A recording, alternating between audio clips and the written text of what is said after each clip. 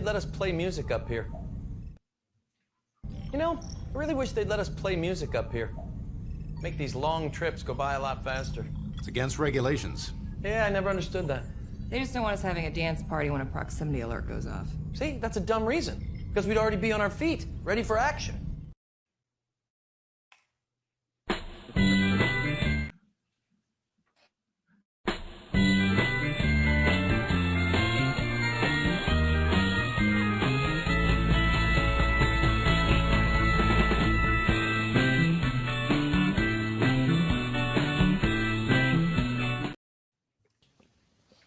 Hello, I'm Antiderivative Jill. Welcome to Shore Leave number 8.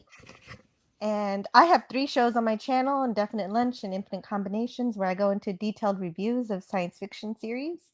And on Fridays, I have a Plomeek Tea Time where I usually do the same thing, but more casually. And then I have Shore Leave, where I have no idea what we're doing, and where you guys teach me about stuff. And so today I have Scotty R37, Tony from the Stark of Iron channel, and Pleasant Valley Picker CA. Hey guys. Hey. Last night, as soon as I made the link to this stream, Canadian Spider-Man said, "Hey everyone, welcome and hello. Please consider hitting the like button if you enjoyed the stream." Yeah, that was pretty cool. I remember checking it out to see if there was any topic last night when you finally posted, your thumbnail and everything. And You're the topic. Oh, okay. Maybe I should leave. All kind words, I hope. Oh, that damn PvP is just so annoying sometimes. Do you think he likes me? I have a crush. Alan, try us. You talking about Spidey? No. Oh, well, I hope you're not talking. Oh, you're still here. Heavens. Oh, shit. No, it's because you left and we're talking about you. That's what that was. Oh, okay. Alan Trioscillator says, "Hail chat," and okay. Canadian Spider-Man and Tony have left. I'll come back later. And we'll come back later, like me. Actually, Tony's here. Oh yeah, I'm right here. This uniform's itchy though. Yeah, but it looks great on you though. I look great on me. You're used to a better suit. Yeah, I am. And hello to Mark Harkness. Hey, and Mark. we've got the Stream Element Spot here ready to post links for us. And hello to Admiral Teague, Mr. Hello, Brown Teague. Alliance, and Mr. Sean Brown. Carter. Sean. Good to see you guys. Yeah, great. So I have a question. Yes. I was watching a clip from Star Trek Insurrection this morning. Oh, I'm sorry. Okay. Oh, No, my it was fine. It was just a condolences. clip. It was between Admiral Dougherty and Captain Picard. They were debating the nature of the Prime Directive and whether or not it applied to the Baku. But the thing about the scene that really jumped out at me is that there were pads all over Picard's ready room desk, and when he got back to his quarter, there were pads all over the desk in his quarters. And I was like, "Don't you just need one pad?" Mm-hmm. And then you just cycle between windows and that should be good. Well, yeah, that's one of the things is that Star Trek predicted having lots of different tablets for each little subject instead of just one for everything. And so that was Star Trek is really great at predicting the future, but sometimes it kind of misses the mark just a little bit. Yeah, I can't imagine. In which that happened. I can't imagine having that many pads on your desk. It's kind of a clutter. Yeah, well, this is coming from a point in time whenever the BlackBerry was just starting to show its face. Oh, that was a Canadian invention. Yeah, and so you had a bunch of solid peripherals, each with allocated to a certain subject. BlackBerry in its day was thought to be pretty Yeah. high. I thought it pretty highly for a while there before it became obsolete, but yeah. I like how these pads look like Game Boys, though. They kind of do, don't they? Yeah. A little bit. Kind of like solar calculators, too. Let's not forget, this was like 1990. Mm-hmm. Oh, well, predicting the future is always risky. I mean, insert number here. Often they get it wrong, Amazingly, Star Trek got a lot right, though. So kudos to Star Trek. Well, yeah, not only is it did it turn out to be wrong that we have pads for every single subject, but also it also missed out on the idea of networking where we'd just send the information through the terminal so they could just access the console for most of the information. Well, but even Starfleet has security protocols. Come on, they're not going to put everything in the cloud. That's just foolish. That's true. That makes sense. Maybe It's- that's why there are different pads, is because they're routed through different Yeah. security protocols. Imagine the Protocols. Borg getting a hold of the cloud. That would have been funny. Yeah, it would. See, Well, Khan got everything. Oh yeah. Yeah, that was probably the weak He just shows up and they're like, here's all our information. It's like all our technical manuals. No worries, go for it. Read up. It's something that we provide all our patients. Yeah, even if they're like superhumans from the past, with a shady past, it's like welcome. did you want to take a look at our HR records? Because we have that. We are superhumans from Maybe the maybe you'd past. like What access. is human resources besides resources? You can have access to our weapons locker too. No worries. Sean Carter says it depends on how heavy the cycle is, Scotty. Wait, what? Yes. What was the I'm just going to agree with Sean. I trust him. what's happening? There I was have your no first idea what that mistake. comment was about, but Yeah, it's Hi, fine. Gorilla. Hi, Gorilla. Good to see Gorilla. Gorilla. It sounds like Gorilla might be working or something. Nagila Gorilla for sale. Gorilla says so the Borg will have millions of dick pics. Yes. Only if he subscribes to Fet for Hire. Zing! Oh, yeah, right. That makes some more sense. I heard that something was going on with Fet for Hire, but I didn't hear what, and now I assume it has nothing to do but like with the Borg. Oh, nothing to do with the Borg at all. Oh, okay. Well, What happened with that? Was he okay? Oh yeah, Totes. He's just been helping me with stuff on the Twitterverse that's irrelevant to the show. Yeah. Right. Great. I'm just making fun. Okay. Mark Harkness says we're at least finally getting the electronic signature pads that Kirk used every week. We are? Tell me more. That's cool. Sean Oh. Carter says when Scotty asked, don't you only need one pad? And it was a mental joke. Well, If I had an Amy Schumer impression and I could go through all of the levels of pad, God, please don't. please do. please continue. One Amy don't see Schumer's more. enough. One Amy Schumer's enough for me, man. That's like Hail to Phantom Boomer in the not a chat. fan. I don't Not a know who fan. she is. Ahoy, You're Boomer. lucky, Hello, Joe. Phantom Boomer. Hey, it's Friday, guys. What do you want to talk about? Oh gosh, I don't know. No, You wanted science. Administration. Yeah, I When did you want titled science. this science and sci-fi. did. I actually grabbed some of my old notes from tinkering with Tony streams that I never did. that Cool. sounds like more fun than talking about The other stuff. the film It sounds like Twitter how drama. slowly step away now. The massive ellipses and an emoticon. I mean emoji. Isn't that what these kids call them nowadays? I can't forget. Emoji?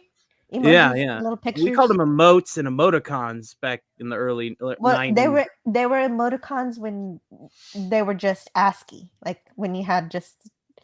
I used to like using the equal sign and then a D to Yeah. to make a happy face. Yeah, not these fancy little mini JPEG whatchamajiggers, that they have I nowadays. know these kids these days. Don't get angry at the buttons. I don't like buttons. I like I knobs love- and dials. I like buttons. I like ASCII art. Well, yeah. But you said you have science? What you got? Yes. I figured we could open the forum up to since it's a Star Trek theme. We'll do a Star Trek theme first. Armor versus shields and some of the technological aspects of what an energy-based shield can really do in when it's applied to more relative physics. And I figured we could probably open the forum with that first. Okay, so what do you have on that? I need stuff. What I'd like to do is look stuff up and try to find to research with you, so I know what I'm listening to. Like the NX-01 has a blade of armor, right? Yeah. Do they? What do they? activate the ablative armor? Or I thought the Defiant also has ablative armor. Yes. It's So almost it must as be if- different. Maybe I'm getting my terminology incorrect. It's basically like hull strength versus shield integrity. Like if you look at like multiple forms of science fiction, you can apply a commonality between hull strength versus shield strength. Like, I mean, you just look at like even with Galaxy Quest and how armor strengths are, you know, basically their ratings for shields. Like whenever Sarah says like, Captain, if you realize that with your armor gone, my ship will tear through yours like tissue paper. You know, regardless, I didn't even know why Sarah knew what tissue paper was, but I was just going to say the same thing. Hey, Jim. yeah, like it's like, but you know, that was a line. Well, And- you know, I guess maybe tissue paper showed up on an episode of Galaxy Quest, and Yeah, and Well, so exactly. everybody learned everything that the sector of the galaxy knows about Earth. Well, it the thing comes is, from Galaxy Quest. Galaxy Quest was a loving homage, satire of Star Trek, and often in a Star Trek episode, the aliens would seem to know quite a bit about Earth, even though we supposedly Right. just met them. So it was one of those little quirks that the show had that I think Galaxy Quest kind of Mark picked up Hartnett on. in his Infinite Wellspring of Knowledge says, no, the NX-01, they Polarized. polarized the hull plates. I don't think that's quite the same as a blade of armor. I thought it was. I thought I was getting that Oh. wrong, Mark. Thank you. Yeah. So we'll start with the concept of what it means to just take an intergalactic trip. Say, for example, it's the year 2050 and we got ourselves a sublight ship and we're just going to take a trip to Jupiter. And no, we're not going to see any black bricks while we're there. Okay.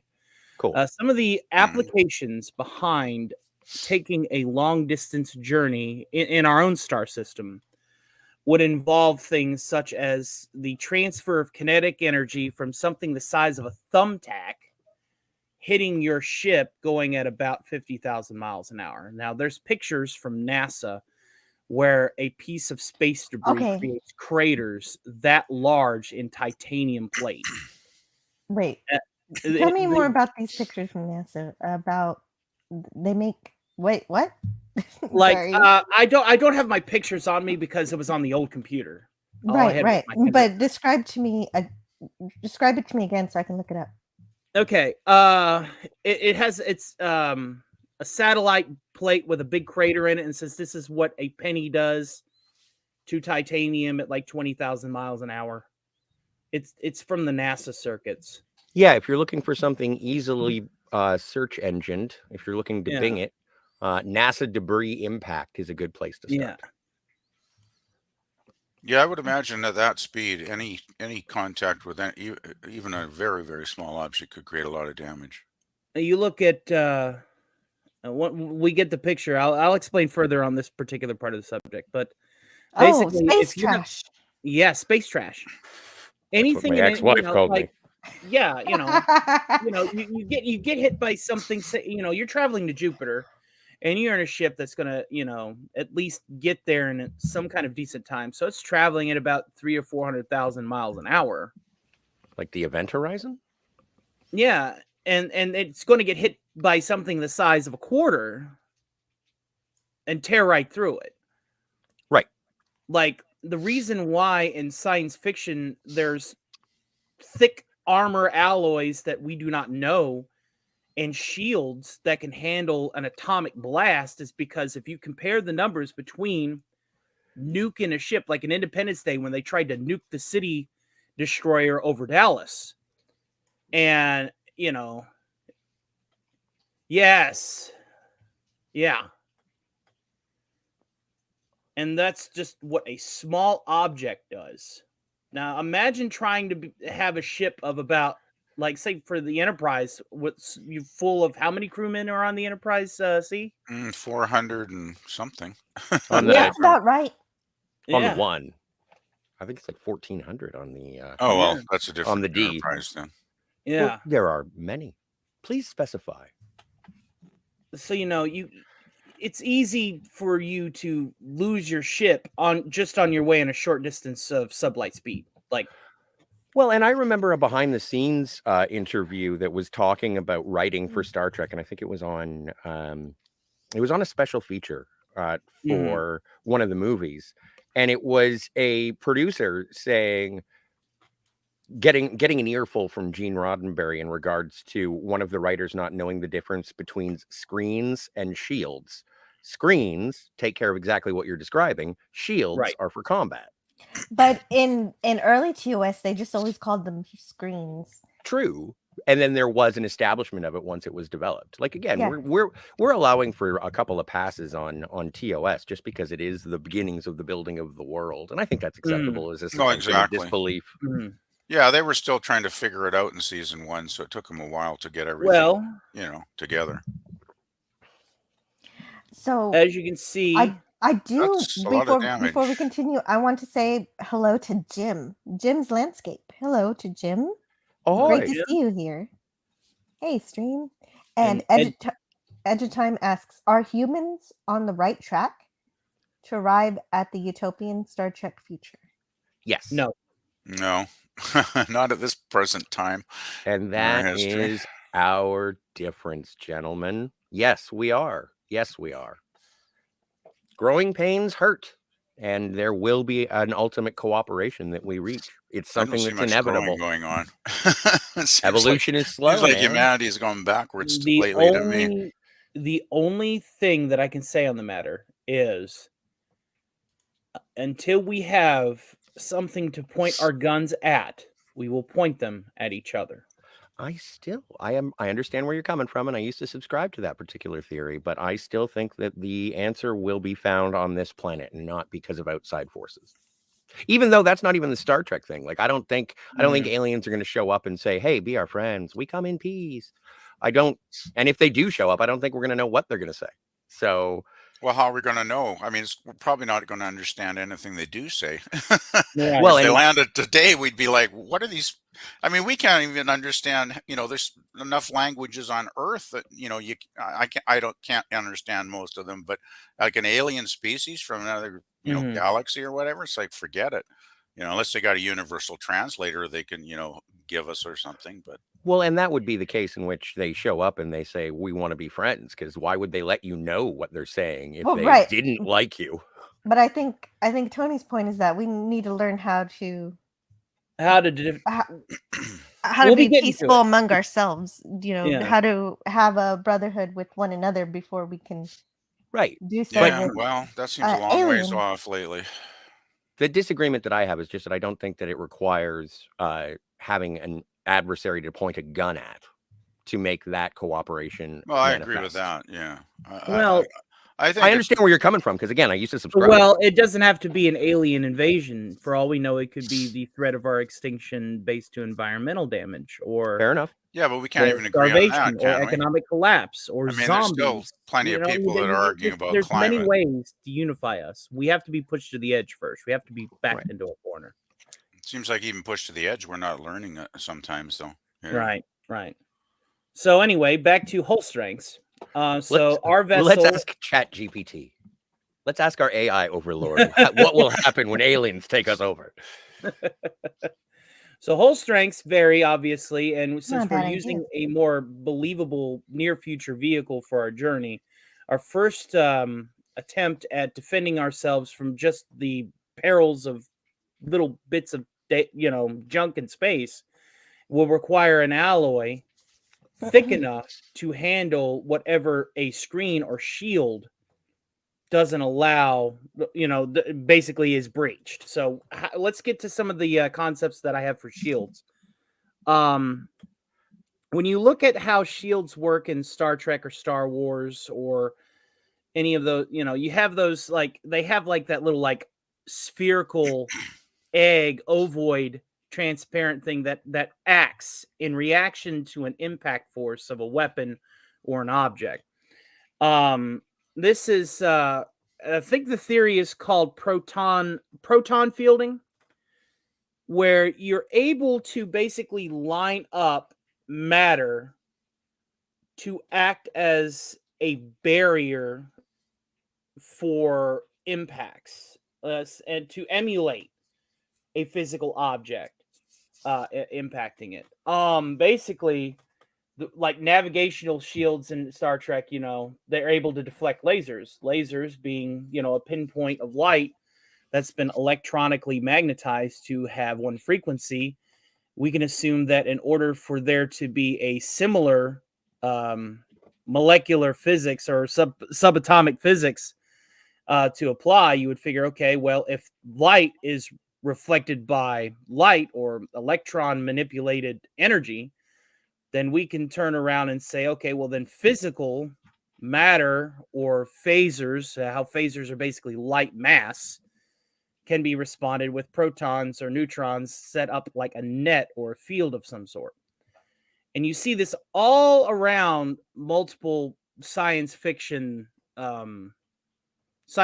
tropes, like even like in Marvel, whenever all of the Nova Corps ships lined up against the Kree battle cruiser, and after they lined up, they all activated an energy net within one another to distribute power evenly to withhold an incoming battle cruiser into orbit or into atmosphere.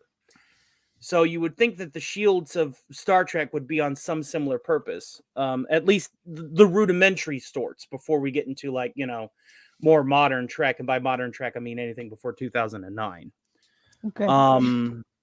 But anyway, what are your thoughts on the matter? How do you think these shields would apply with some of our real world physics? Well, you're trying to determine how shielding works if it were in reality. Yeah. And are you're equating it with particle physics and magnetic fields? Mm-hmm. So, yeah. Well, how do you achieve creating those nets? You're talking about nets?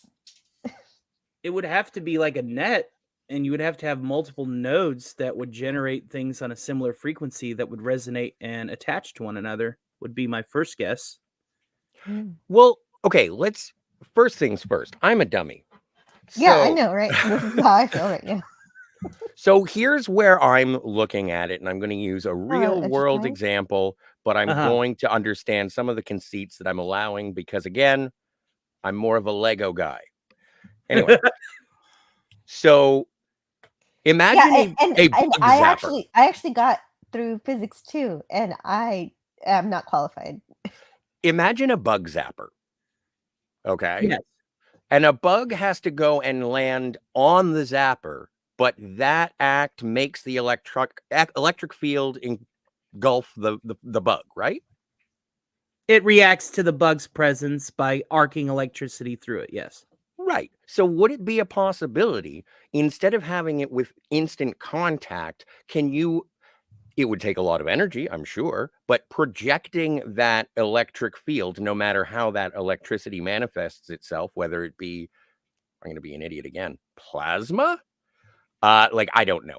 But whatever electrical force that you can harness with your engines, and then can you project it? Is that a thing? Now, another example I might give, one less violent, you know how you can have wireless charging on your phone? Yes. Do you have to have it on the thing, or can you have it close to the thing? I guess I'm looking at this in sort of a Tesla way of how to project energy. And that's a good medium. Tesla level communication of wavelengths is probably the way to go. You would still need a series of nodes to have those wavelengths both accumulate and broadcast off of. Wouldn't those be the shield emitters? Yeah, the shield emitters. Yeah, this is where I was going with the net concept. Cool. Is you would have a series of small nodes to create the shield emitters, and then you would have, some sort of method to create a field of quote matter unquote. Like if I were to say the words proton corned beef, now I feel. Wait a minute. How did corned beef have to do with the shielding? I missed that It was part. a stock line. Even the corned beef sandwich, space junk. Phantom Boomer mentioned that earlier. Oh, okay. That's funny. Okay. Uh, yeah, go ahead. Read your chats. Sure. Yes, I do Sorry. want to. No, that's okay. Sean Carter says, as Bob Ross says, you need to have dark in order to have light. And Phantom Boomer says, at this point, I'm pretty much black-pilled. And Jim's Landscape says, in Star Trek, screens and shields are pretty much the same thing. As just that in different TV shows, they have different words for it, but it's the same thing. And Mr. Brown Alliance says, they will nuke us from orbit. It's the only way to be sure. Hang on a second. You can't make that kind of decision, Mr. Brown. You're just a grunt. No offense. And Phantom Boomer replies to Mr. Brown Alliance, if we are being observed, they will definitely nuke us from orbit for the safety of the galaxy. This installation has a sizable price tag. There is a That's dollar good. amount associated with this this atmosphere processor. Yes, and this is why Stephen Hawking thought it was a bad idea to reach out into Yeah. the galaxy.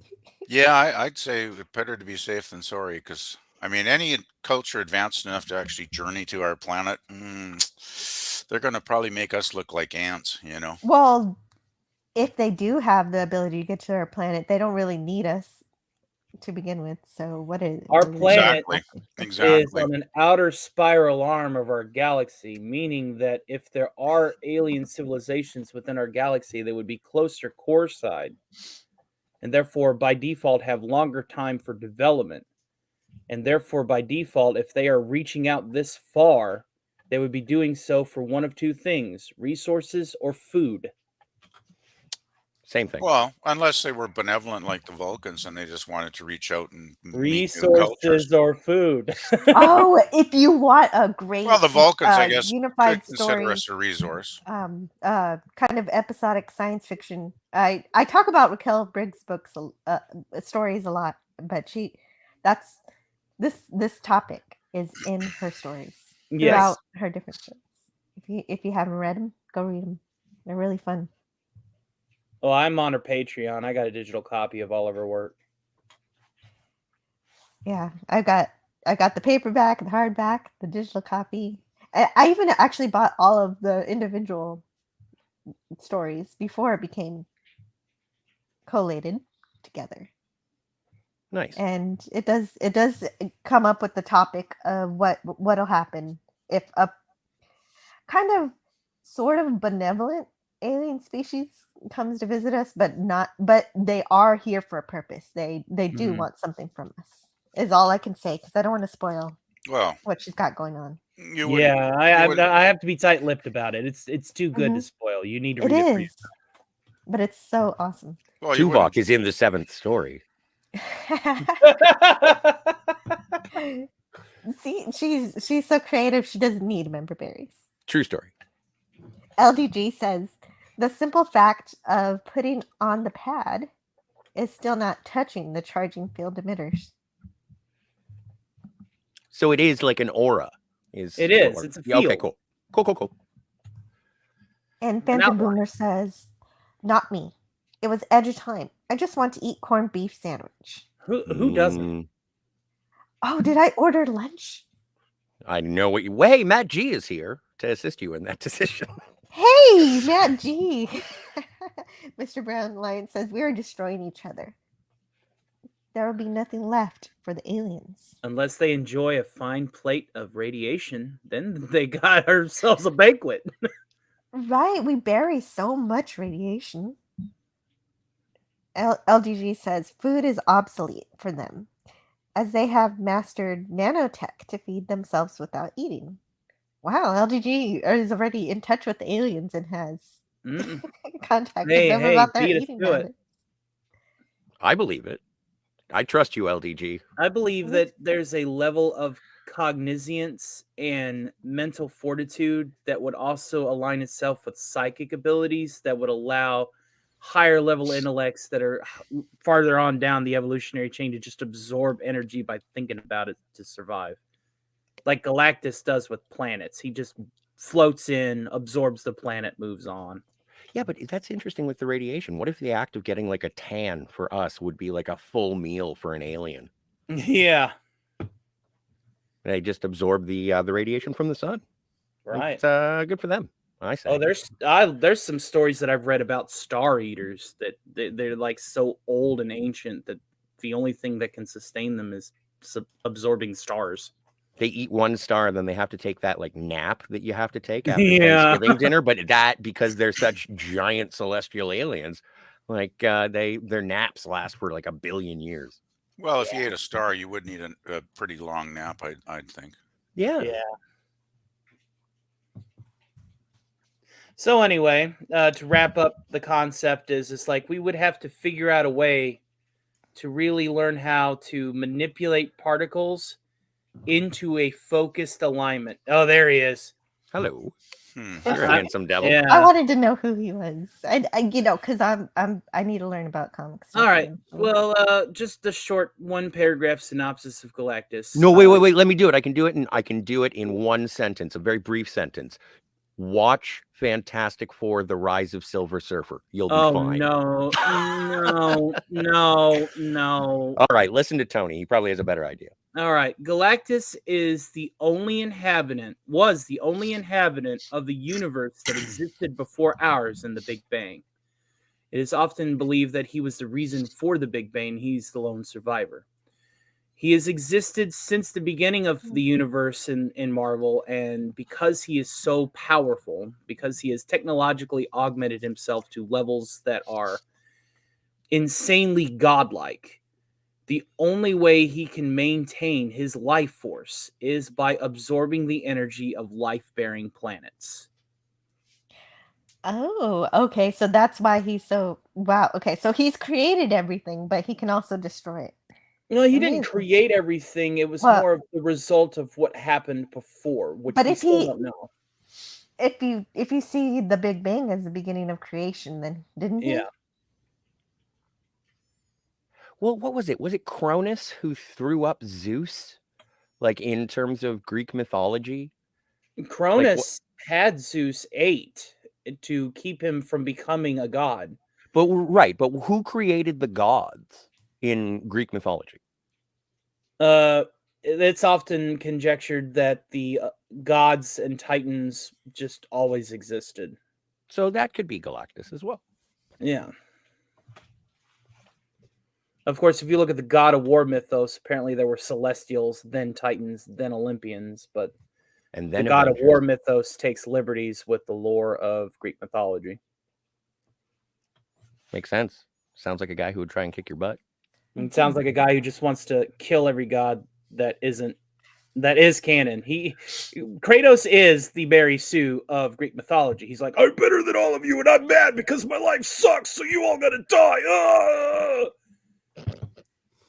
God of War. Yeah, Greek mythology with Tony. See that's a side of you that I'd like to hear about. That's Oh man, Greek, Egyptian. I love Greek and Egyptian mythology, and Norse mythology is probably my favorite, though. Seeing as my neighbor is an adamant follower of Asatru, and I've been learning runes from her class every 2 Sundays. So like it's cool stuff. Admiral Teague says, I wasn't that upset to know that Tim Russ Tuvok got body snatched. Justice for Tuvix. See, that brought up an interesting thing, because you know how everybody's been saying Picard's not Picard, he's a replicant, which is true. But anyway, Picard's moving not on. Picard, Data's not Data. Nobody is who they are. Right. But here's the no. thing, and just because I enjoy Lots opening of the fun. toy box that is Tuvix, did Tuvok and Neelix actually return, or is that a whole new being? Are there two new beings? Oh, when they split Tuvix. At the end of the back- episode, once they Yeah, they split. They used the transporter to fix the transporter issue. right. Well, and again, this is magic transporters, but this is the creation of two beings. Right, it's that had- magic transporter. right. There's lots of magical science in Voyager. So it technically it was never Tuvok to begin with, and like once the episode Tuvix ends, both Neelix and Tuvok they did. Right, they died and they came back to life. They were Are they the same recreated by a person? separation of one entity into two separate ones. They just had to do their best. Like Jurassic Park, life finds a way. There it is. Life finds a way. Yeah. Are we see some dinosaurs on this dinosaur exhibit? I hate that man. I suppose you could say that they're different people, but at least they continue on acting as though they're the original. Yes. Oh, that's true. That's true. There is consistency of character. And that's all I ask for, even if the science is getting a little wacky. Oh, dude. Did you want to talk about Starfleet Academy or not? Oh, if you want no. to. But what is there to talk about except more Kurtzman Trek until 2026 at least? Right. But also, isn't this a bad idea that's been floating around since 1990 that was last done in 2009 because it was essentially a repurposing of that original idea? So they're going to remake their remake of a thing that was never made?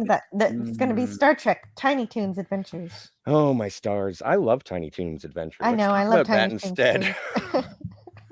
So are we gonna Tiny get Toons. are we gonna get the Tiny Toon version of Scotty going Dad's alcohol go down the hole. Okay, love you, bye-bye. Okay, love you, bye-bye. Admiral Teague has the point with, I call the new Soong type robot Beta. I still need, I'm writing a parody song for Data, and it's going to be the tune to Mr. Roboto by Styx. That's actually in the works. I just call it Brent.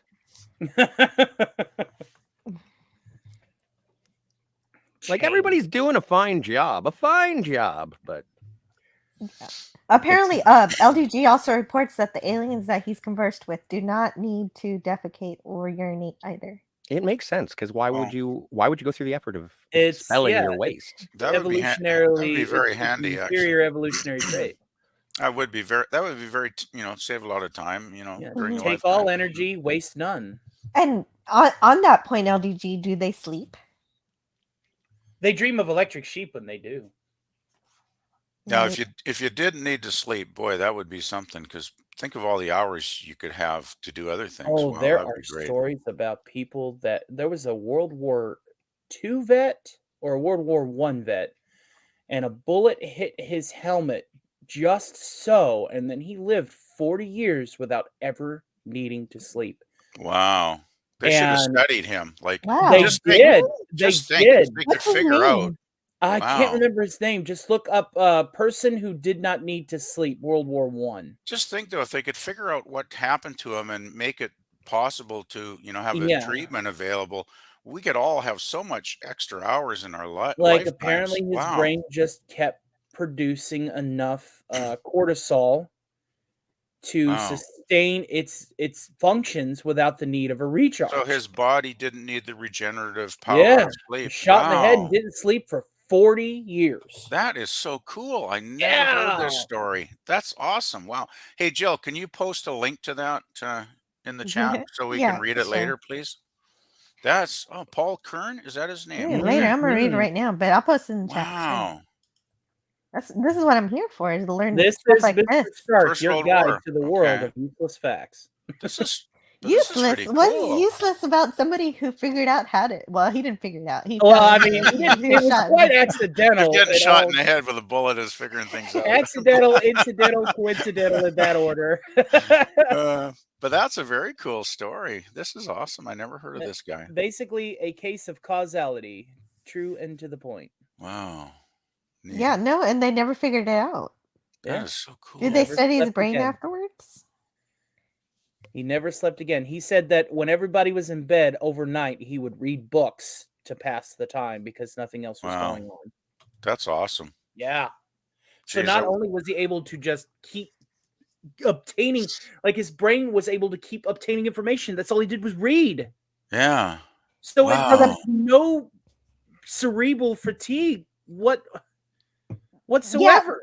Well, at first it might have been difficult because it looks like he lost some of his it says he lost some of his frontal lobe, which has, it says, movement, planning, emotions, problem solving. But the brain is so plastic that he figured out that his brain repaired itself.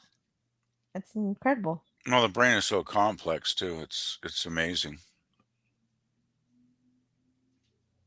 Yeah, the And brain does have a great ability to repair itself, though. Mm-hmm. And rewire itself in an odd way. One of my former coworkers, her husband was in an auto accident, and they literally had to open his head and split the brain between the left and right hemisphere down the Wow. middle, open it up, and get rid of a bubble that formed from the impact. Oh, And wow. then they put the brain back together, and he went from being borderline vegetative to functioning adult human in like 18 months. Wow. The brain is a very powerful thing, and it's one of the most mysterious elements to the human condition, to life in general. The fact that Yeah. we don't have just this brain that's capable of processing information, we also have this ability to adapt with it and to go against base instincts that that other animals adhere to and obey. Yeah. Well, the brain has And- so many levels of complexity. It's quite amazing. Like, have you guys ever heard of the condition called aphasia? Yes. Aphasia. Aphasia. That's where. Well, I actually knew a person once when I was at art college. One of the students, her husband had it, and he had contracted a virus, I guess, at some point, and it basically affected his speech centers, where he would try and communicate a thought, but the words would come out all jumbled up. So it was very, very hard to understand what he was saying a lot of the time. Now, I It don't was want to a- be it was trite, but it is an episode of Star Trek Deep Space Nine. Oh, okay.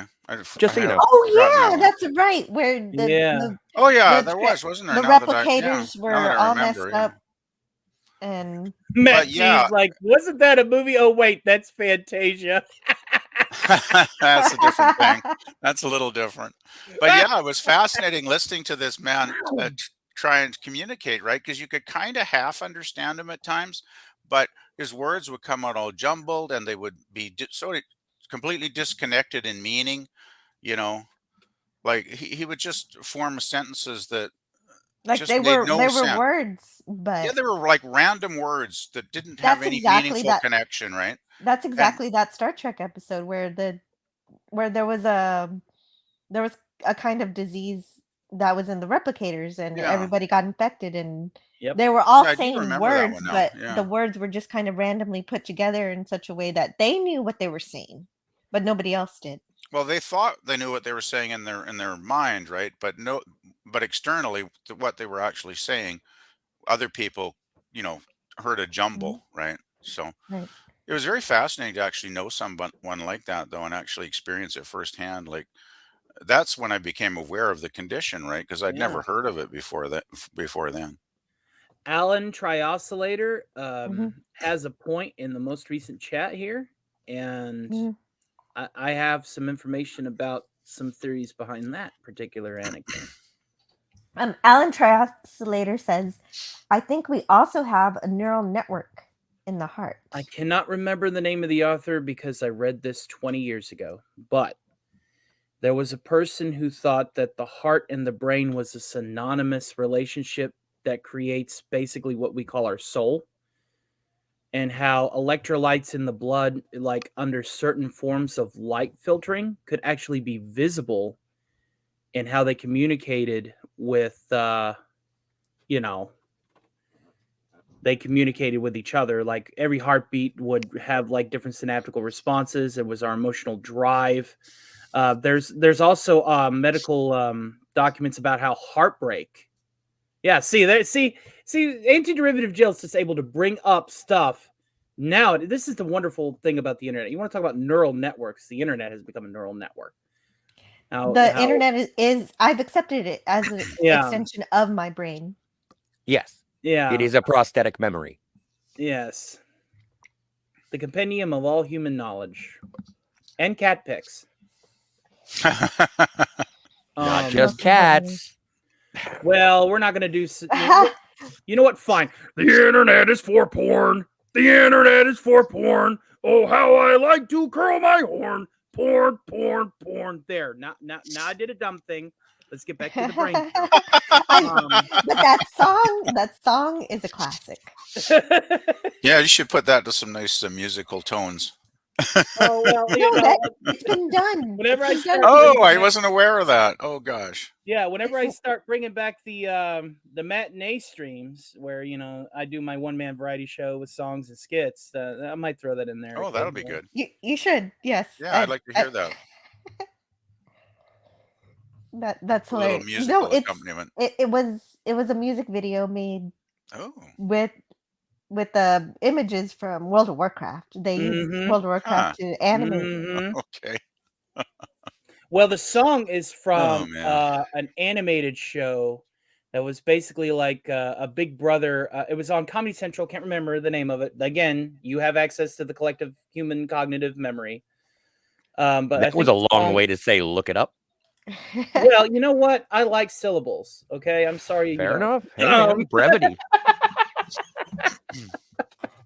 But I think it was Drawn Together. Yeah, that was the name of it. Drawn Together. Drawn together. Oh yeah, I Yeah, love that cartoon. Because that cool. was him singing alongside the Disney princess character who was talking about how the internet is used for all the things, and then he'd be like, "Ah, no, it's for porn."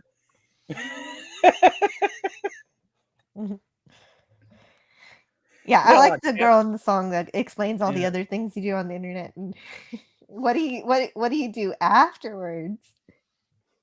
Then you see there's a process whenever you're just bored and just decide to just surf the web. Hey, Okay, perfect. you have some information or hello. some fandom you want to read up on, right? And then you get that itch, you scratch that itch after obtaining aids to scratch that itch, and then What? you go to Who bed has while what listening now? to National Geographic videos and stuff like that. It's a process. It's a cycle of things. Yeah, I only use the Circle- internet for the circle articles. of the internet. Man, I just revealed how boring my life is after like 4 a.m. Wow. Nice. Good job, Tony. You're really knocking out of the park. Oh, there's something I want to mention about Orville Nation. Everybody needs to subscribe to Orville Nation, but I want to, even though I know nobody from Twitter support is listening, but I'm tired of Orville Nation being banned from Twitter. It makes no sense. He's the sweetest Hashtag person in the world. renew the Orville. 2 renews. Restore renew the Orville. There we go. Restore Orville Nation Yes. so he can help renew the Orville. Yes. Yeah, I guess a lot of people have been banned from Twitter lately, haven't they? I've heard. I thought there was a lot of unbannings going on, but that's on the Twitter. Well, I don't know. Maybe I'm not up to date on that then. But, Well, maybe they're I thought unbanning Turks and was it banning Elon that people. bought it, and it seemed he started banning folks for some reason. Yeah, but for Orville Nation, it's known to be a glitch. That seems Yeah. well. They should fix it. Yeah, that sucks then. They're not fixing Yeah. it. Listen, Well, that sounds like a lot of stuff on the internet. when I buy Elon stock because I'm Iron Man, then I'll fix everything. I promise. Okay, thank you. Mhm. That's all I wanted was a resolution to that. Get to it. It's a lot of money though. Yeah, For it's- Twitter though, come on, 20 billion. Yeah, I could that's just, true. build You another have suit. priorities. Yeah, I got to gotta- build another suit because I got- can't have enough of those. Yeah, 20. That's a lot. You got to save up for a while for that. I Get do a need to read hazard some chat. suit. Mark Yeah, we- Harkness says the Techni series said that Soul was a special preserve. We're primitive and we're still considered primitive because of the contents of our internet. We are out in in nowhere. nowhere. Kansas to them. Or as we say in Kentucky, bum fucking Egypt. And I call the new Sing Robot beta. Oh yeah, you read that one for me. Thank you. Yep. Whenever I see things that pop out, Beta, I'll beta. address them for you. Beta data. Good one. I call him Franken Data because he's just like an Frankendata. amalgamation of everything. Why? And Oh, stupid. it's Fakenstein, not Frankenstein. Fakenstein. It's just a way so that the drama of the episode and conflict of it could get intensified. That's Mhm. all. The only reason lore was put into Data. Well, It doesn't make any sense. It's just such a weird thing, and I know I might just be misinterpreting Brent Spiner as a human being, but like Right. I always feel that Brent Spiner treats Star Trek as rather sarcastically. He's not necessarily as earnest as what we've had in terms of emissaries or diplomats for Star Trek. He's always been like, I'm glad that you guys like it. It was a job that I did, Yeah. but I don't know what's going on. Like it's Yeah. and so whenever I see him as the years go on, and I think anything post Nemesis, although he teeters during Nemesis, I just see Brent now. I don't see an actor. Same thing goes for Patty Stew. Like Well, my problem with what they did with this Data is has nothing to do with Brent Spiner. His acting was incredible. He seemed like he was lore. He seemed like he was before and Data, aside from being old. And they explained that by having him be a replicant. But it's the writing itself that's abysmal to me. It's always the writing with this show for me. That's the weak spot every like episode Brent. I've seen. I mean, it's He's the a good same. guy. It's the same side of the coin with Ewan McGregor playing Kenobi during that crazy dumb show. His acting was flawless. He was an actor and a thespian and a player, but the writing was just. That's the problem. I mean, if you got bad writing, the greatest actor is not going to save it. And their excuse was that, we put lore in it because you got to have the good and the bad. But Data is perfect on his own. You want him to go evil, all you have to do is, his it's like in that episode where Lore made Data follow along with him by turning off his ethical routine. Well, and maybe it's just in terms of the amount of time having watched the actor portray the character. Like on the first season of Next Generation, when I saw Brent Spiner play Data, I only saw Data. And throughout the show, I only saw Data. And when Lore showed up, I was like, that's a completely different character. I accept that. But now, maybe it's my age. Maybe it's just because, like, we've all been exposed to so much behind the scenes production, trivia, everything that happens on any production that anyone cares about. We can find it in a moment's notice. Thank you, Neural Network. But like now I see, and it's like, oh no, the lore is much more like the real life Brent Spiner, and Data is an excellent performance by Brent Spiner. What is he? Which Soong is this? Anyway, it's Brent Spiner. Yeah. Jarvis says I have an hour. Oh, Jarvis says you have an hour. Well, great. James Caserta says he plays an actor on TV. And he does. I'm having trouble finding fake bacon, says Edge of Time. Negative. Wait, what? Why are you trying to find fake bacon? Does that mean real bacon exists in positive land? Oh, no. I never did order lunch. You guys talk about... read the chat for me, Scotty, for a little bit. We can go back up to... where was we? I don't know. Set a course, Captain. I remember. Where are we? We're on... Admiral Teague, no, the Changeling says Tuvok was a prisoner. Take it from the man who watched it 3 times. Fuck my life. Yeah, there's your problem. So we can go ahead and start there while Jill. Well, I gotta find it. What's the timestamp on it? This one. Yeah, that's the one we're on now. 144. Okay. Cool. Okay. Yeah, start from there, please. I forgot something. Tony, I'll be back. Yes, go for it. Starfleet Academy is a pitch stolen from the Gossip Girl writers when they told they wouldn't give them a show. It was from 8 years ago. Correct. Absolutely.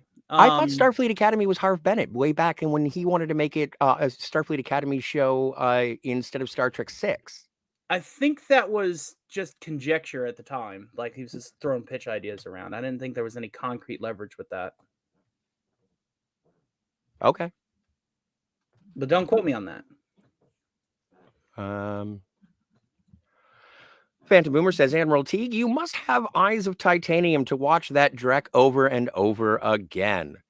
Oh, no, it's like Data in Generations. It's he's on a mission to save Star Trek. This is revolting. I hate it. You want some more? Yes, please. It's like Oliver going, please, sir, can I have some more? Edge of Time says, deploy the eye shields. Blast shields down, sunglasses on. And As you said, Tony, Admiral Teague, I do it to save Star Trek. He will be on at 4:30 today, p.m. Eastern. Matt G says it was probably Doomcock, that person who doesn't sleep. Doomcock is an enigma and a pariah and an iconoclast. Well, why does he wear a mask? What's he hiding? Well, a lot of people don't know this. But, I was joking, dude. I was just doing a J. Jonah Jameson impression. His head explodes if he takes it off. We can't have that. That is bad. Phantom Boomer says, need to sleep to rest your brain. And LDG says, God, no, I like sleep. Yeah, no, fair enough. Yeah, sleep's my first and only lover. For sure. And Teague says, if you can't sleep, you can't dream. What's the point of life? Well, daydreaming is a thing. Micro naps are a thing. Who was was it Ben Franklin or Thomas Edison? I think that was Franklin, but don't quote me on that. Again, okay. I have the I remember information, but I don't remember like fine details. And so it makes me look like a moron whenever I'm like, oh, I remember this because I read about this 10 years ago and wasn't it this guy? And then I totally screw it up because I'm like, wait a minute, there's so much. It's the alcohol and the fact that I don't drink a lot of it anymore. Like it's messed with my brain chemistry now. It's like, ugh. I wouldn't worry about it too much. I was the one who couldn't remember the details in the first place. Yeah. Mr. Brown has a compliment for you, sir. Via Antiderivative Jill. One of your top 5 shows. Tony's great. Thank you so much.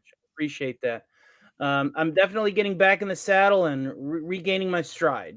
You can find me over on my channel every Sunday, just partying and talking, kind of like how Shore Leave is here, where we talk about anything and everything. And sometimes it's a 2.5-hour stream, and sometimes it's more, like 7 or more hours. You never know what over there. Scotty was there last week. We had fun.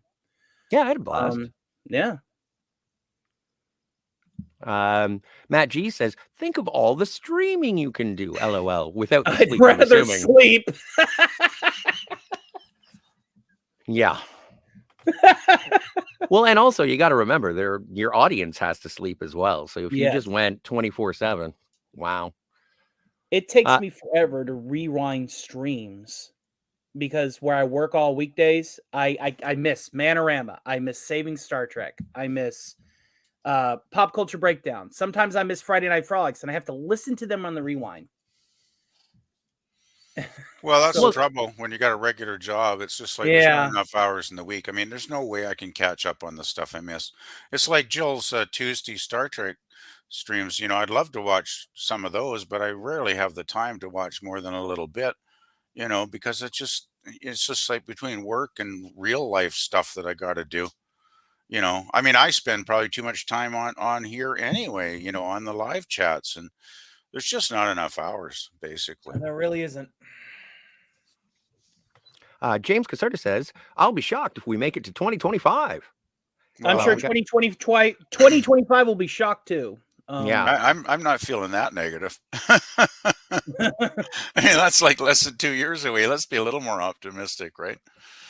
Can you believe we got we're through a quarter of the year already? Like, is 2023 flying by or what? Well, I don't want to be a Debbie Downer with another random factoid, but I'll just leave it anecdotal. The first year of your life, from being born to year 1, is your entire life. From year 1 to year 2 is half of your entire life, and so on and so forth. As you get older, your concept of time becomes exponentially less and less. And after 40, it's a quick way to turning the light switch off. Anyway, I'm going to shut up now. Continue with the chat, Scotty. Dear God, did you just tell us that we were all mortal? Yeah. I did. Thanks, man. I'm trying to figure that out a while ago. By the time I hit my late 50s and started getting more aches and pains, I kind of mortality kind of kicks in at that point. Yeah. I know it's Friday, everybody, but don't forget Monday is only 2 days away. It's exactly. Oh, thanks for reminding me, Scotty. When I got You're thanks so much. Thanks so much. Admiral Teague says, I didn't sleep for 5 weeks after I saw The Last What? Jedi. Perhaps there's a connection. Yeah, you got shot in the head with The Last Jedi. Good job. Oh, but still, if you and not to, I don't want to start getting into a Star Wars rabbit hole, but I had a question in regards to the shields, Tony. Yes, go ahead. So instead of the sort of spherical or the ovular shielding that is presented, I learned my shielding from playing X-Wing.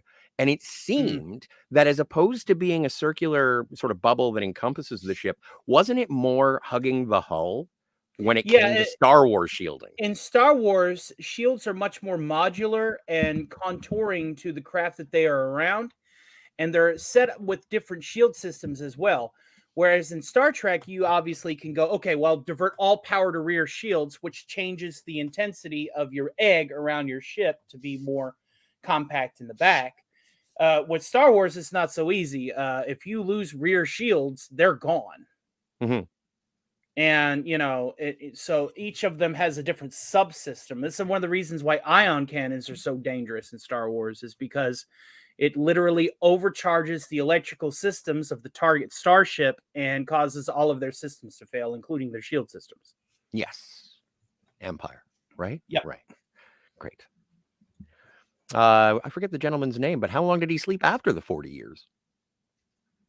Forever. Forever. I'm glad that we're both morbid. Well, he did catch up on his sleep eventually then. He did. in spades, as a matter of fact.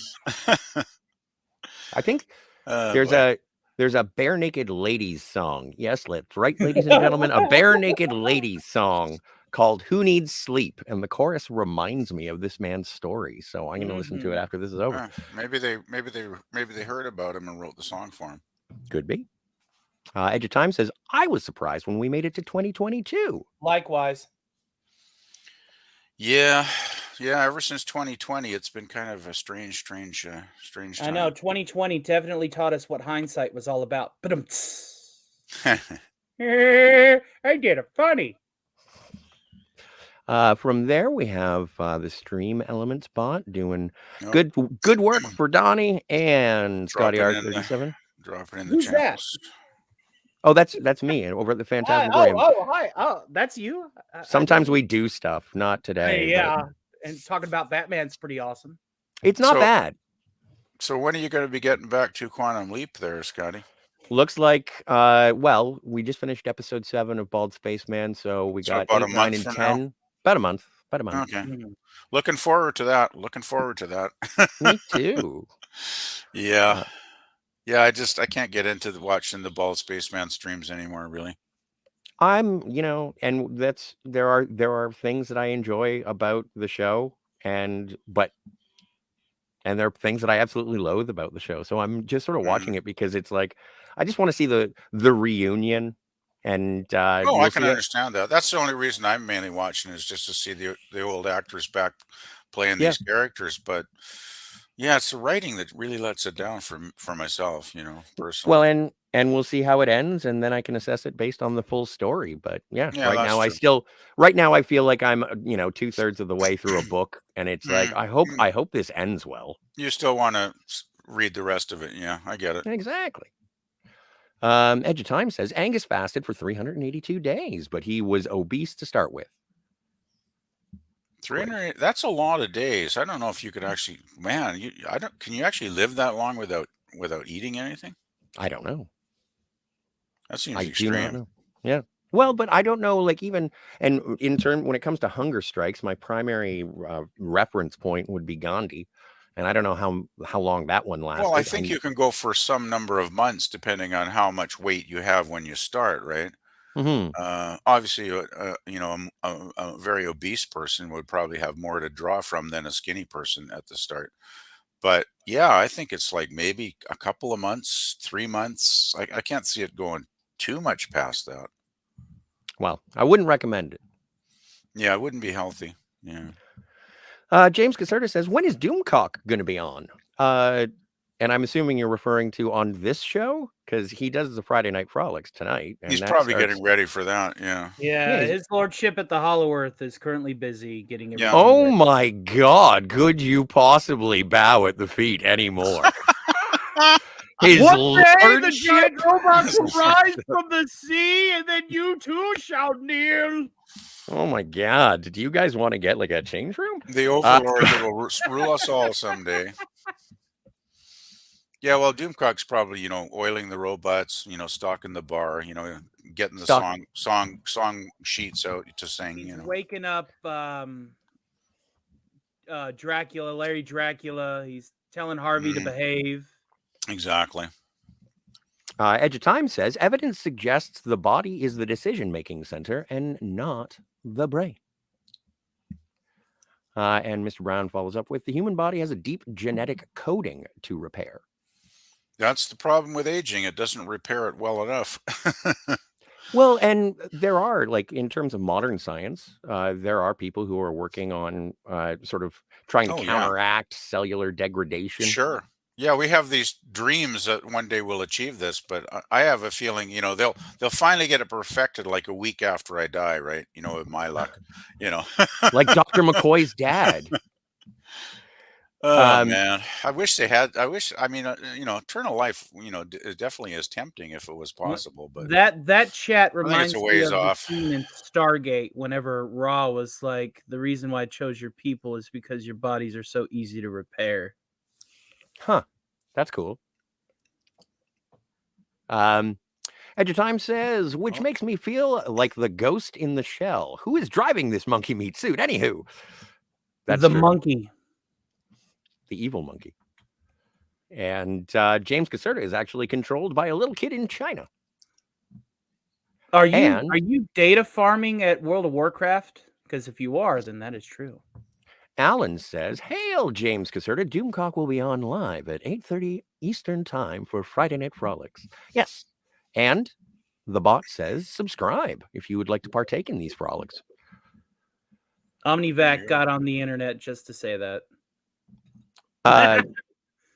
Matt G says, my girlfriend lived for 13 years with a limited speech or no speech, severe neurological disorder of an epic scope, bedridden, bed or no immunity system, yet she survived all that time. It was unbelievable.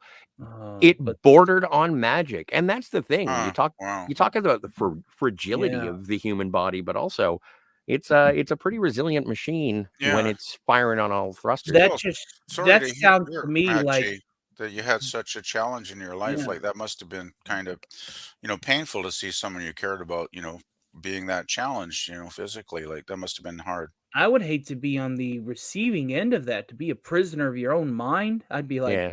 Oh yeah, I can. Well, that's why I mentioned aphasia before. It's like this fellow was such a nice guy, but you could just tell he was struggling to communicate with us when he'd show up, right? To get his wife after class, and it was just heartbreaking to watch this poor man trying to, he was obviously a thoughtful person. He was really trying to string meaningful sentences together, but it just wasn't happening a lot of the time. Captain on deck. Hey, Jill's back. Hey, hello. Yes, I'm very sorry that you had to deal with that, Matt G. That seems like it was really difficult. But I think you're also saying that she survived longer than was expected. Yeah, well, that's good. Yeah. He says it bordered on magic.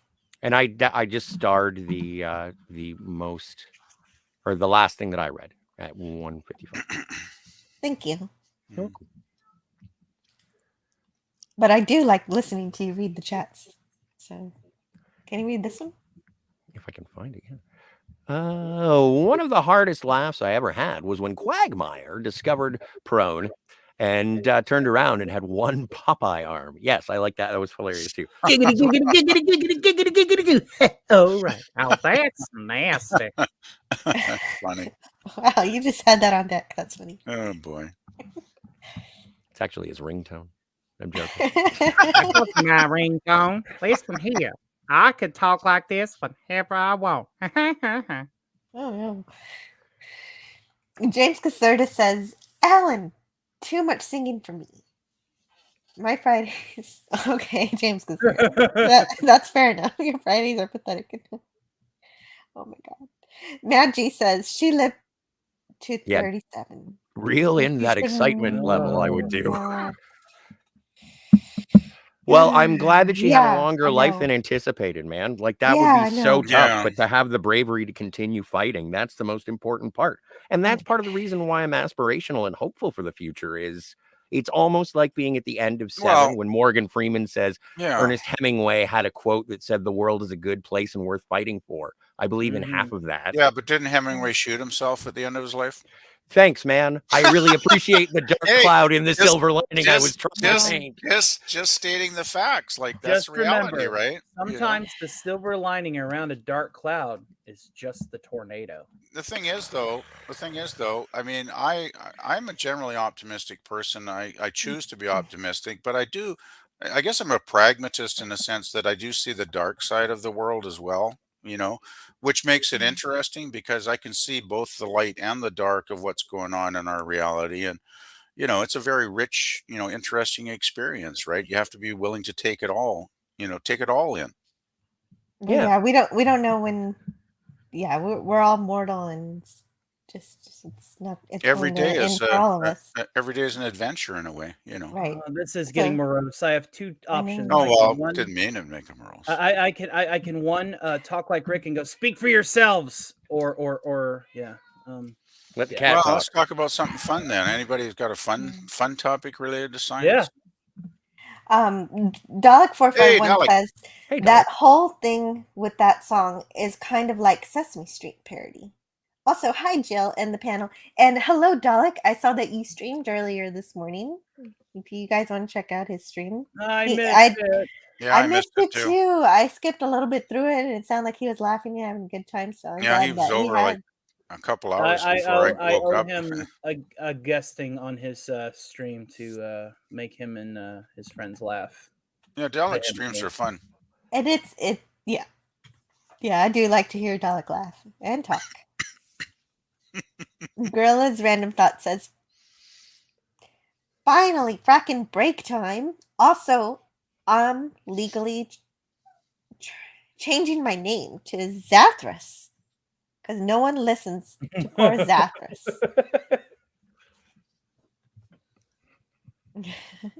That's so Babylon 5, right?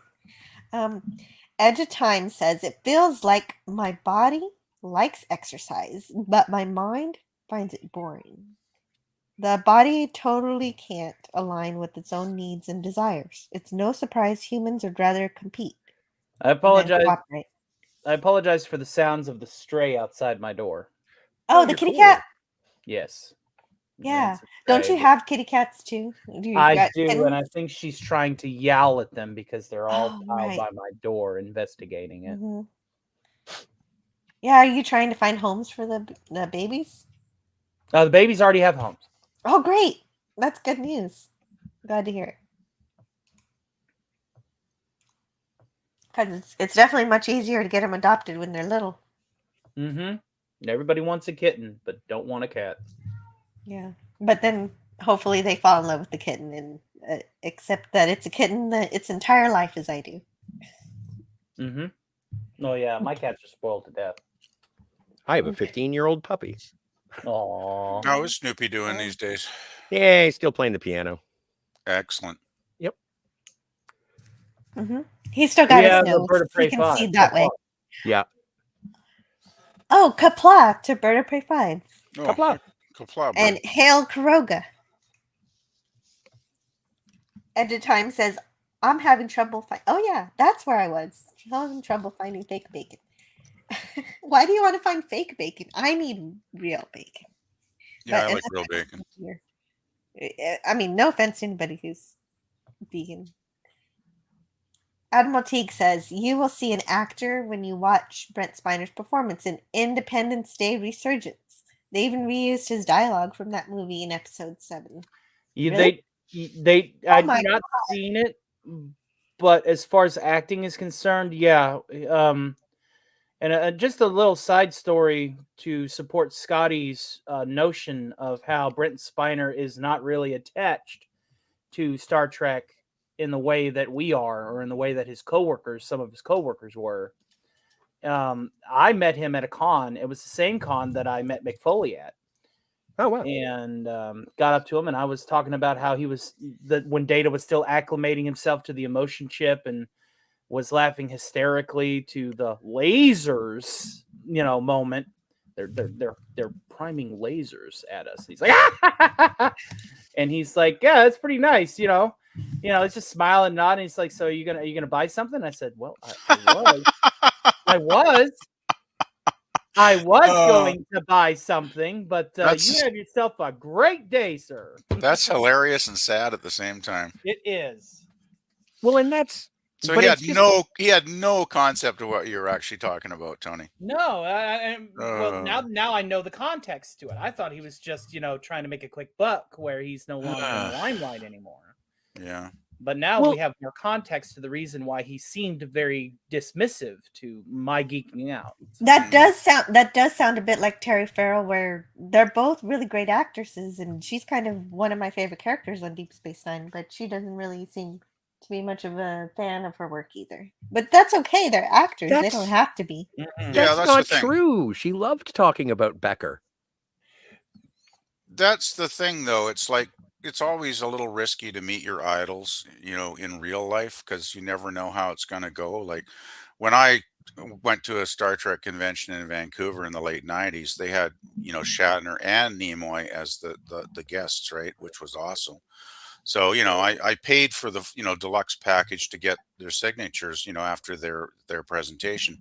They were fantastic, like on stage, the two of them talking for, probably at least an hour, maybe 90 minutes. I can't remember. It was a long, talk, and they reminisced about, doing TOS and doing the movies, and they were fantastically entertaining, funny. You could tell back, the two of them then, they were really connected. Their friendship was still strong at that point, and they had great laughs. And then maybe for the last 20 minutes, they took questions from the fans. It was awesome, right? I mean, it was just one of the highlights of my life. And then, after, that was over, the ones of us that had the special ticket to get autographs, that went behind the curtained area where they were at the table signing. And, when I got up to them, I tried to thank them for, like, I started, to say, hey guys, thanks for all the great, shows and entertainment over the years. I got like 3 words out, and the guerrilla security staff they had standing behind them were like, move on, keep the line moving. Like I didn't even get a chance to thank my heroes, right?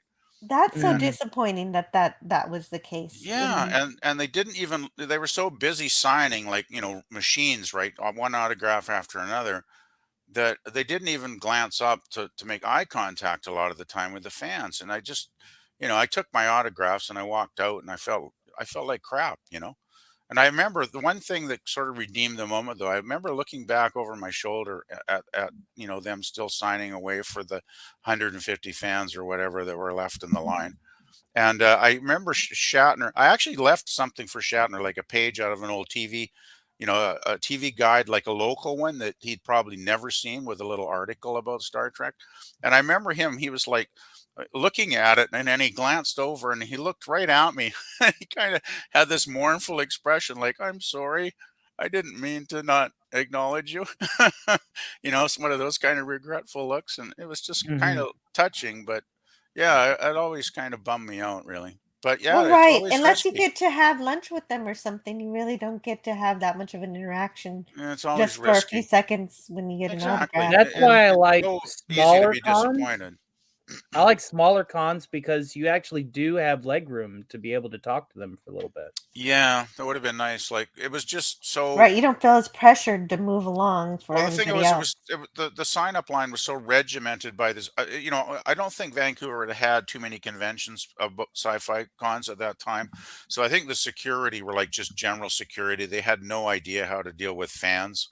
You know, to them, I guess we were just all potential trouble, and they kind of treated people like that. And so that kind of sucked. I don't blame the actors. I mean, I still love Shatner and Nimoy. I think they're, when they were on stage, they seemed like great guys. And, I'm sure it was just more the security that kind of screwed it up that day. But yeah, it's always risky to meet your idols in real life.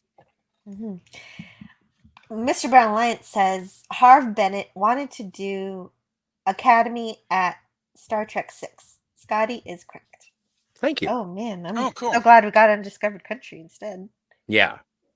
Yeah. Well, and the argument was like when Harv Bennett was talking about it, he was like, we could have made Star Trek 6 after we made Starfleet Academy, and it's like, well, technically no. No, No. Forrest Kelly. That was his last performance. So Yeah. Yeah. well, Yeah. I'm glad they did it the way they did. Although I found a video recently of DeForest Kelly touring the sets of The Next Generation, and it's obvious that he's like the B-roll footage of showing the behind the scenes stuff is from Future Imperfect, right after Family and Best of Both Worlds, early season 4. Yeah, season 4 because Best of Both Worlds 3. Yeah. Yeah. Right. So, and that was cool because, you know, I was sort of, with all this discussion of the age of the Next Generation actors, I wanted to go back and see sort of like the later life of the original series actors when they were portraying those characters, some for the last time. And it's like, wow, they were even younger when they had to retire as compared to the modern, or as the Next Generation cast. Mm-hmm. Crud, where am I? Oh, 159. Oh, there we are.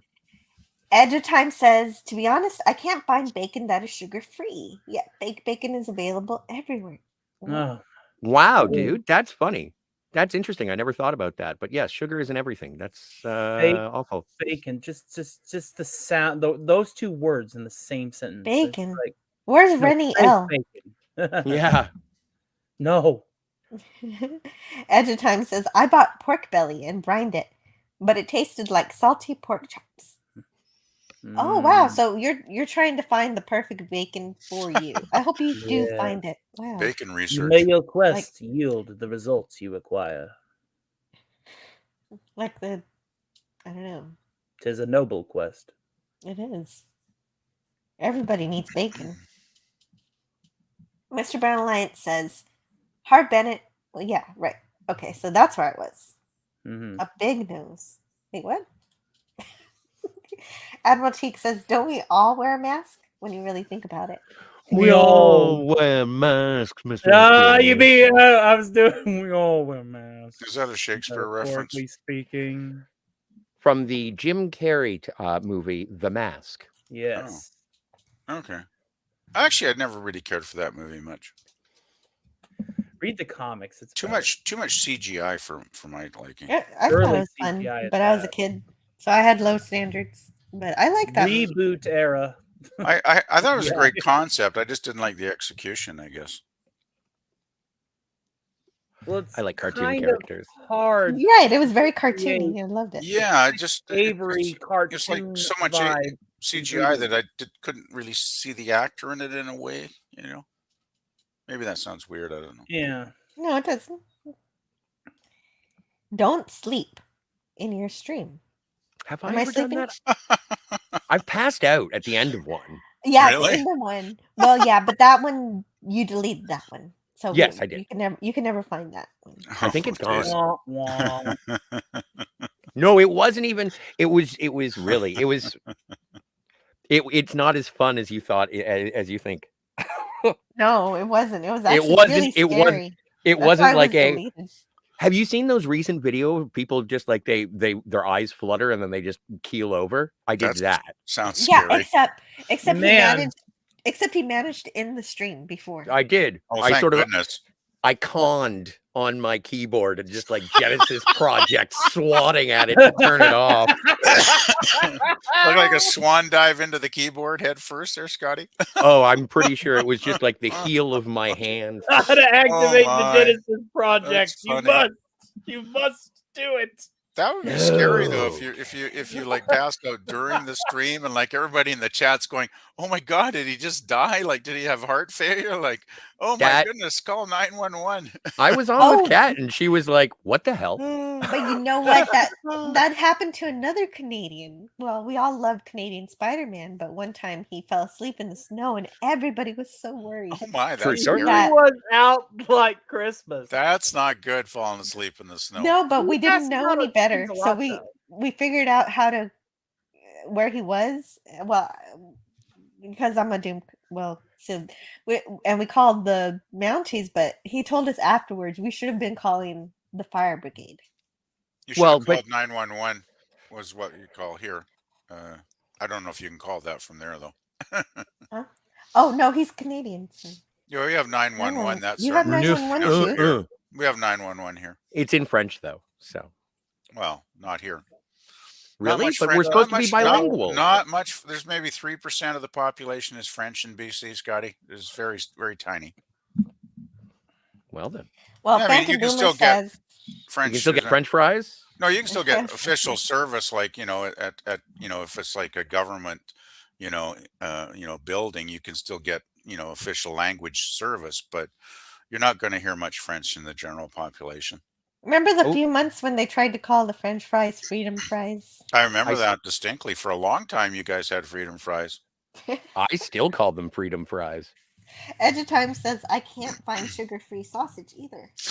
Oh, jeez. Then I had the brainstorm of making my own. Order ground meat and add spices. Wow, that sounds like a lot of work. I'm too lazy to do that.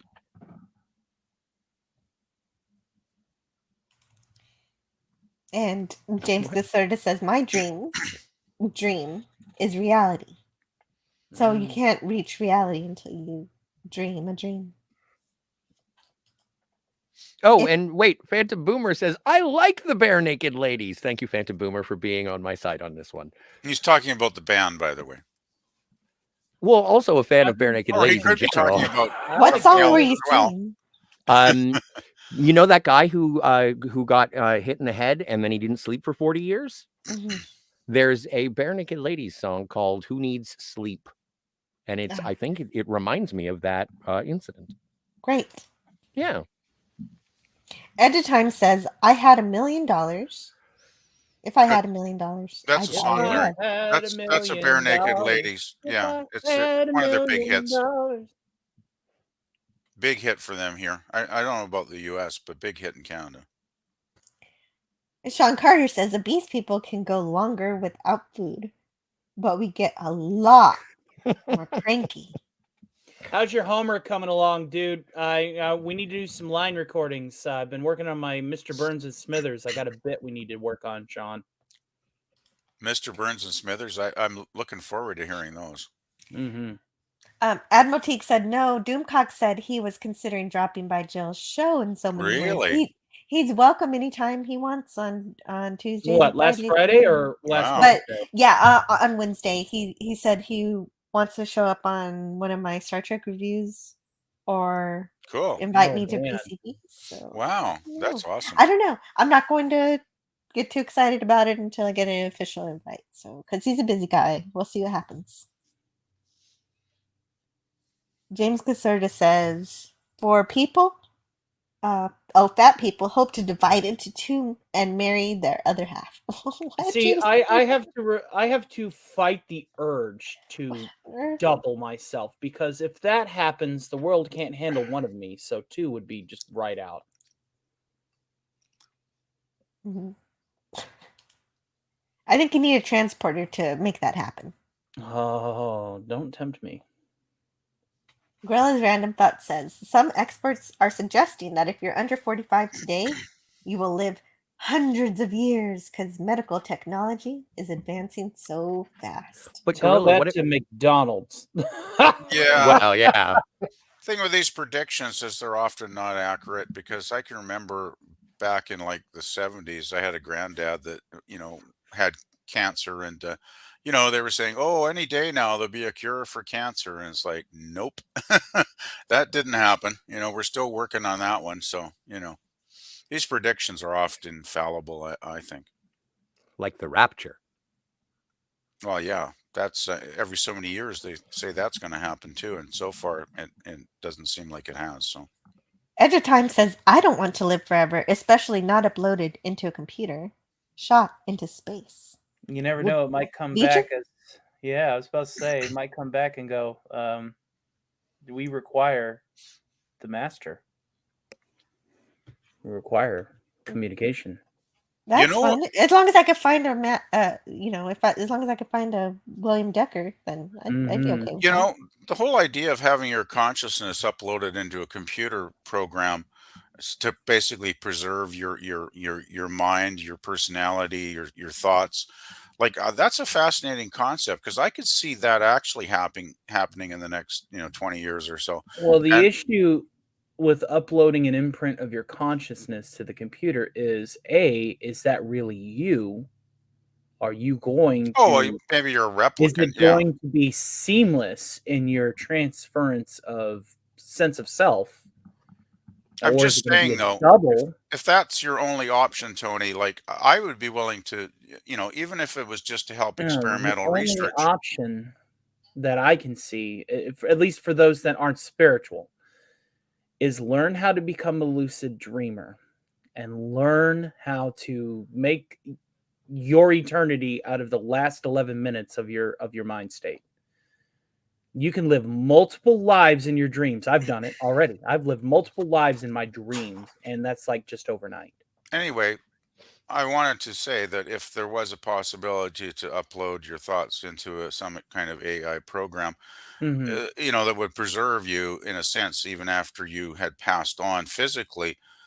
I mean, that could be stored for many, many centuries. And then eventually, if they did come up with some kind of replicant, device where you could be, your mind could essentially be transferred into, a replica of a physical human body, Mhm. that would be a very interesting experiment. Like I would be totally willing to be a subject, a Do test you subject know for that, because that would be fascinating, really. but do you know how quickly you would get bored with existence as time went I on? have no Yeah, idea. especially since you can't physically go out and do stuff, right? Unless you were in some kind of matrix. Well, they'd probably put you in some kind of hibernation state, I would think, right?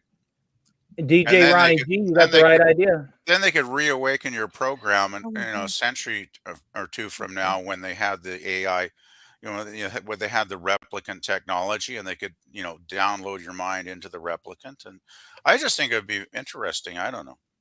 Yeah, right. And Yeah. it's transhumanism that we're talking about. Yeah, exactly. I think Um, that's, I mean, because I mean, physically, I don't think I have any chance of immortality realistically, because I they don't. did Don't talk about it on the Orville one time, and I Oh, liked did the they? end of the episode. Death is an essential part of life. It is a noble rite of passage. You live forever. Yeah. Season three? I haven't seen Yeah. season three yet, unfortunately. Oh, it's good. Oh, They get yeah. into I want to. nitty-gritty, like, highbrow concepts like old school Trek. Like, they get good Nice. in it. It's really good. I got to I watch season I three. I don't Yeah. think it's as good as seasons 1 and 2, but it's pretty good sometimes. They Um, move some of the comedy to the wayside and make it more Trekish. You'd live forever if you could. Yep. Why? I want to see what happens. mm, Well, there's the old debate, right? I mean, a lot of folks, it's like, well, what makes life special is our mortality and our short lifespan. So that's what makes it more precious. And yet, yeah. on the flip side of the coin, it's like, well, a lot of us would kind of like a chance at immortality, just to, as he said there, just to find out, what it is. Like, I'm curious, right? Immortality ultimately leads to you witnessing the last star burning out. Immortality ultimately leads you to witnessing a universe formless and a void forever. Oh, that's If dark. you are truly impermeable and immortal and invincible and live forever, then, like I said before earlier when we were discussing how your life is a half-life of perception, the more you get older, it exponentially decreases as time goes on. Years will feel like days to you, and that's not even the start of it. To be able to live to those levels of time, would be absolutely maddening. I would hate it. I would hate it. No, see, I disagree. I have no idea what it would be like because nobody's ever experienced it, and nobody's ever, had a record of what it was like to experience it. So, I think we're talking about the unknown, and when you're talking about the unknown, it's easy to think, oh, well, it's going to absolutely be this certain way. But I mean, when Mhm. you're talking about the unknown, that's why it's the unknown because we really don't know what it would be like to explore. Daniel's Hot Topic believes that time has no end, so the sun will never burn out, and the universe will never enter heat death, as they call Well, it. I guess our sun's going to The burn big out what chill. in about 5 billion years or something. It'll explode. Our sun will explode. Yeah, eventually it'll It'll go nova. Yeah. nova. It ain't Yeah. gonna go supernova, but it'll go nova. Yeah. Um, Hopefully by that point, if we want to survive as a species, you- we will have left the Earth by then. I we would would have imagine. left our star system. Well, and we'll either probably- destroy ourselves yeah. or we'll be long out of Mhm. here. Yeah. Hey, Daniel, how's it going, man? Daniel's Hot Topic. Hello, I kind of view life as a party, and you get invited to it for a while, and then Mhm. someone says at the end of your time at the party, it's like, okay, man, you got to go. And you're like, I don't want to go. The party's still going. And it's like, yeah, I know, but you're done here. You got to go. And Well, it's we like, don't have okay. much choice. Well, exactly. Yeah. All you can I do thought is- these things were supposed to be ragers. Oh, I love it. I love that. Oh man, that's such a great. I love you, Pitt. That's such a great character. Oh man. You can enjoy and try and contribute to the party as much as possible, That's but the you point. are going to be asked to leave. Yeah, make the best out of it. Yeah, that's the thing. Yeah. Man. Matt G says there's also the idea of cloning human bodies and transferring your essence into the new body. So if you're sick, you can get a new body, a real body, or you can switch genders. No more trans. Yeesh. I That's mean, scary. there is always. I mean, imagine you're a guy, and you're like, wait a minute. I can imagine I have an that. opportunity to I don't have to feel imagine these it. things that are attached to me for free and not get arrested. So, yeah, I'd try anything once. That's wild. Well, I guess there always is that kind of little thing in your mind where you're thinking, I wonder what it would like to be the other gender, for a while, God, is a chick. Ah. Because I mean, there's no way to know, right? You can imagine it, Right. but there's no way to factually know what it must be like to be, the opposite sex. So it is an intriguing idea, I suppose. I have so And many years of Admiral T, experience, so I I'm wanna not make note- switching careers now. No, I I'm wanna make quite note happy that- to be a guy. Yeah, I'm good. I'm good where I am too. My Mm. apologies. Oh, go ahead. Oh, I wait want a to make minute. note that Admiral T his name is not cycling through Stream Elements. I will Um, yell at the Oh, bot. oh my goodness! Are you serious? He's been He's been Chatting? he mentioned this for a little bit, but I hadn't had an opportunity to bring it to your attention yet. And also, I don't see my channel on there either. Just an anecdotal evidence. Oh, right. Yeah, no, I have you in there, and I'm sure I Huh. have Admiral Teague in there too, but I don't know. The I'll robot. get you. I'll get you guys. The robot. Robots hate us. Yeah, no. Well, yeah, I can't really control which ones the robot decides to. I just put a list in there, and it picks picks it randomly. No problem, Admiral Teague. Eventually, once I get the Defiant here and up and running, and I am officially an insane captain of the insane ship, I will join your fleet one day. And You we keep will. saying insane. Why do you think We the are Defiant is insane? We are insane No, but okay. Now why are you talking like the Borg? because we are insane. Oh my stars! Lower your shields and surrender your ships. Your sanity will be forfeit. Your identity will be forfeit. You will be assimilated. Resistance is futile. I am really pleased. I'm about 8 episodes through the first season of Voyager, and I just realized a little while ago that this is basically my rewatch of Voyager is essentially going to be the thing that puts the Borg to bed forever. Yeah. I'm never going to have to deal with the Borg after I watch Voyager. Right, you get enough of the Borg in Voyager. They nerf them a bit too. Yeah. So this is going to be fun. This is going to be like me breaking up with the Borg. Ray!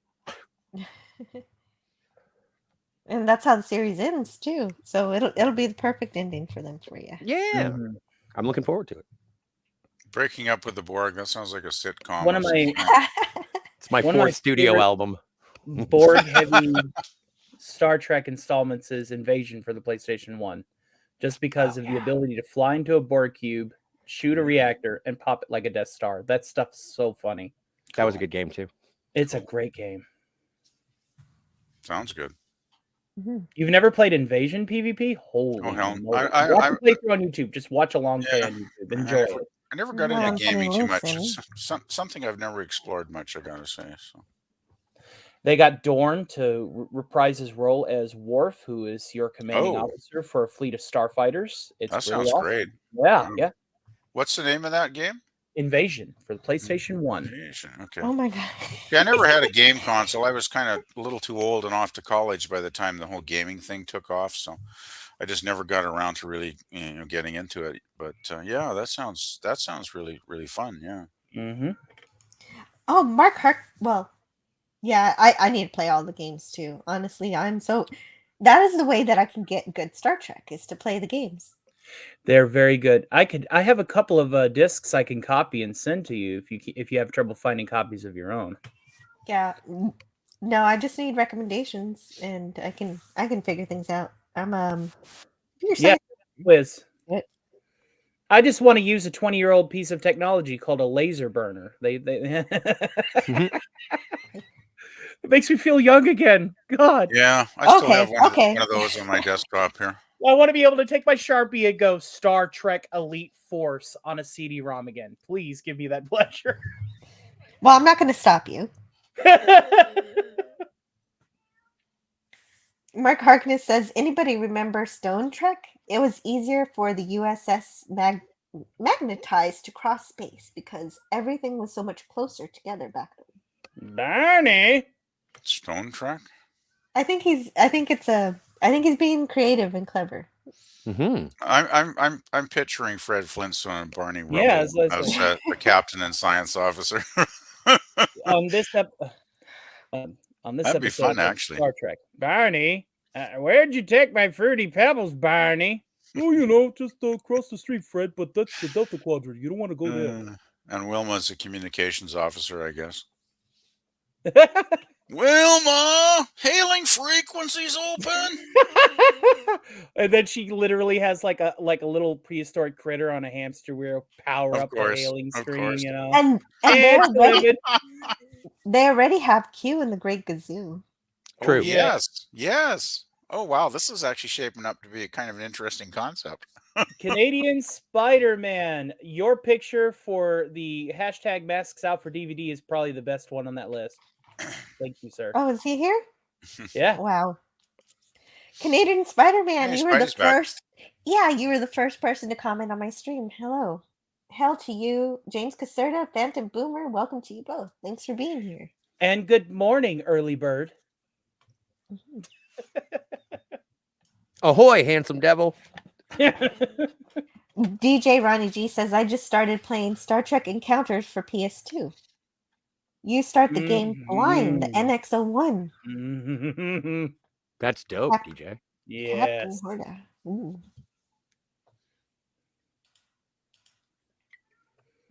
Captain Horta. Man.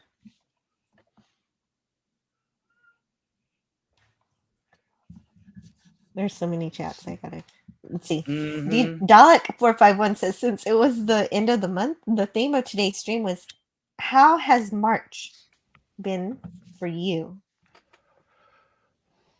That's Well, it's leaving like a lion. We got thunderstorms tonight. Ouch. Mine was fine. Yeah, well, March actually kind of went smoothly by, more or less. Well, there's been a few ups and downs, but it wasn't too bad. yeah. My baby turned 4 years old. Yay! Yay. Vertebrae 5 says Brent Spiner said he preferred playing Lore because Lore was basically the real him. Very little acting. Okay. Thanks, Vertebrae. So just a quick question, just because this is funny. Would that mean that George Takei, if he were to give Sulu his quote real accent, unquote, that he would be doing, quote, very little acting, unquote. Discussed. Hailing frequencies open. I'm not being me. I'm Sulu, so I don't talk like this, which is more of an act. Oh, yeah. Oh, my. I see what you're saying now. Yeah. I need to work on delivery for jokes like that. They just come to me and I'm like scrambling words together. How do I make this hook? How do I make this go? And, you know. It would work in the Kelvin universe. Yes. Canadian Spidey says March was hot. Well, you're in El Mexicana. That makes sense. Yeah, every day is hot. Well, I guess what did I got to see The Batman. I hadn't seen The Batman yet. Oh no, really? Oh, sorry. Wow. Well, Musical, this episode musical of interlude. Shore Leave has been brought to you by Herbal Essences. Admiral Teak says Terry Farrell was engaged to Mickey Rourke for years. Just imagine the insane thing she has done. Wow. Yeah, I didn't know that. That is wild, even as a concept. I imagine Terry Farrell going home to him and he's just like in his like Ivan Vanko mode going, I want my butt. That's just such a wild. That's wild a nice thought. bird though. No, I want my butt. Man, Mickey Rourke was so out there. Like, wow. And I heard that Terry Farrell broke up with Adam Nimoy. Is that true? I do not know. I don't know either. Wait, never yes, heard I that. did. I did see something in regards to the publicly accessible paperwork, like in terms of filing for divorce. Yeah, I think they did. And it was earlier this year, I think. I think it was like 2 months ago, 3 months ago, maybe. Either way. Yes, I did see something about that. Yeah. Shame. Oh, wait, no, that's good news. So you're saying she's single? Yeah. Oh, okay. Well, she seemed to like me, so I'm okay with it. I don't know. I can't find evidence of it. I'm looking. I think I saw it in a subreddit.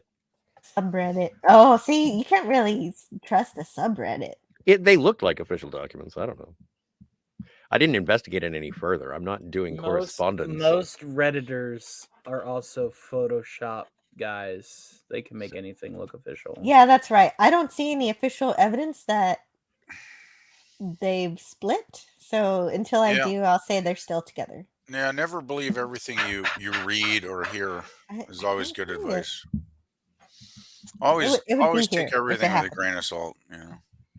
If everything on the internet were true, we would have been hit by an asteroid just in this year alone 18 times. Because that would make me sad, because I was there at the convention during the when they announced their engagement. Huh. Or that they were together. well. I forget which one it was. Seems there's a lot of couples that end up splitting up these days. Yeah, but I need proof. So I don't have any proof. I think they're together. Have you gone to Adam Nimoy's Wikipedia? No. Well, then don't. Why not? Take my advice. Just don't. Just don't look at it. You're not going to like it. Does Adam Nimoy have a website of his own? Like, Oh, okay. They got divorced last year, 2022. Okay, there it is. You're right. It's on the Wikipedia. Them The married Redditors got Indian. away with it. All right. They're living in secret now, just to avoid Reddit. I guess yeah, they were they did it secretly. So it's real. That's so sad. That's too bad. I thought it was neat. Star Trek people got together. Oh well. Finity. I didn't see Finity here. Yeah, Captain Finity. He says, Commodore Jim. High five. Hi, Captain. And Jim says, hi, Captain. And Gorilla's Random Thought says, PvP, I would have let you talk longer, but you didn't tip me enough. I have no don't know. idea what that concept means. He was Comment talking means. about whenever you had that signing of autographs, and the Oh, hired well, goons ushered you out. yeah. Well, I don't think I paid extra to get the autographs, so I don't think that was really the issue. So it was just goon security was what it amounted Yeah. to.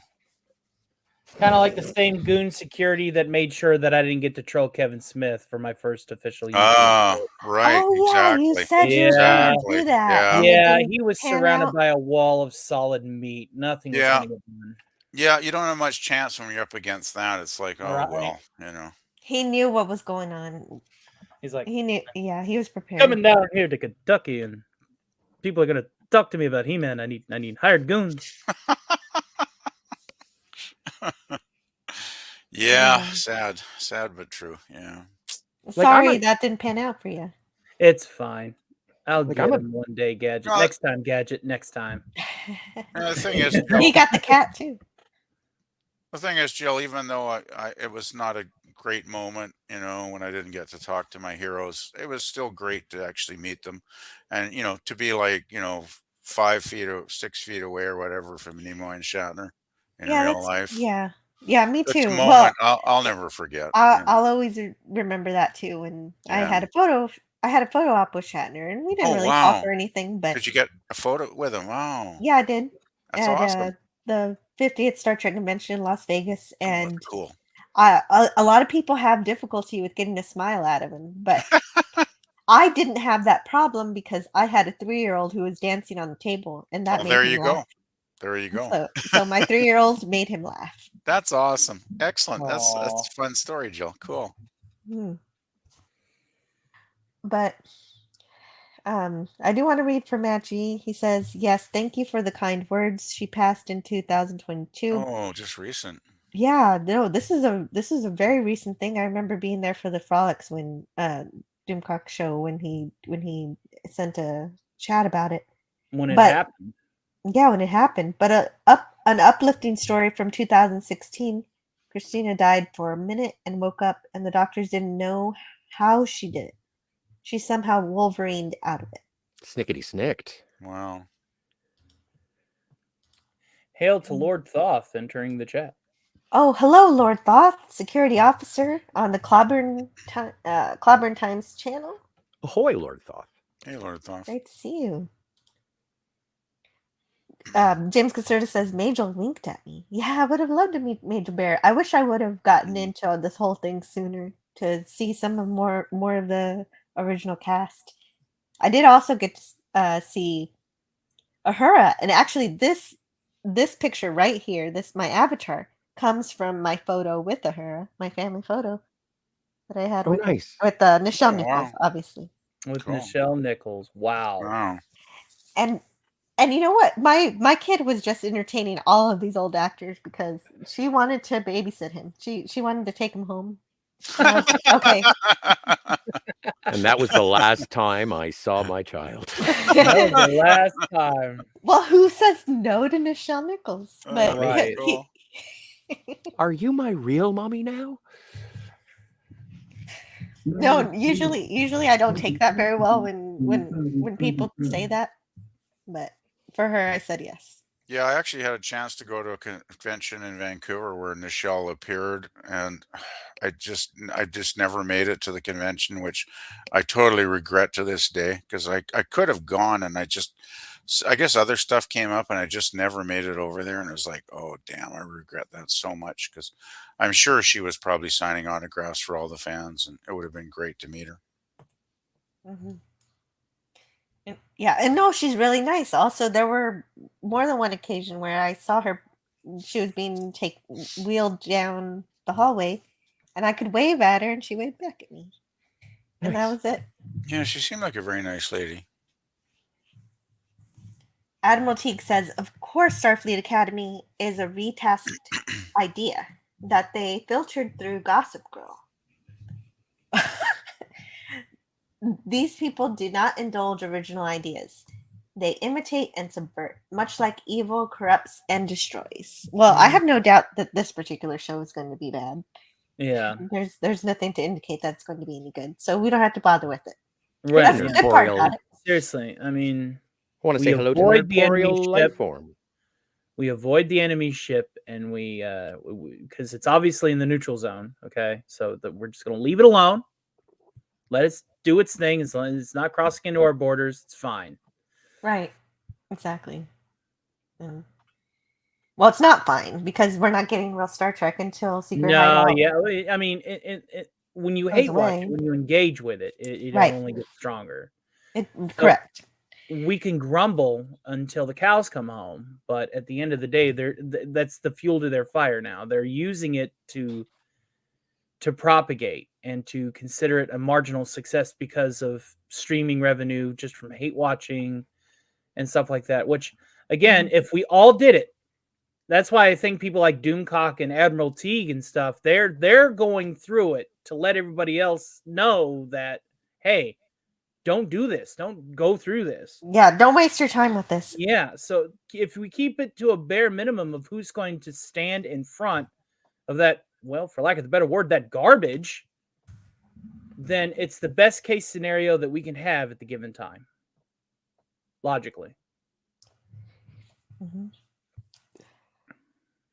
And definitely don't subscribe to, well, I'm not going to tell you not to subscribe to Paramount Plus, but yeah, I don't.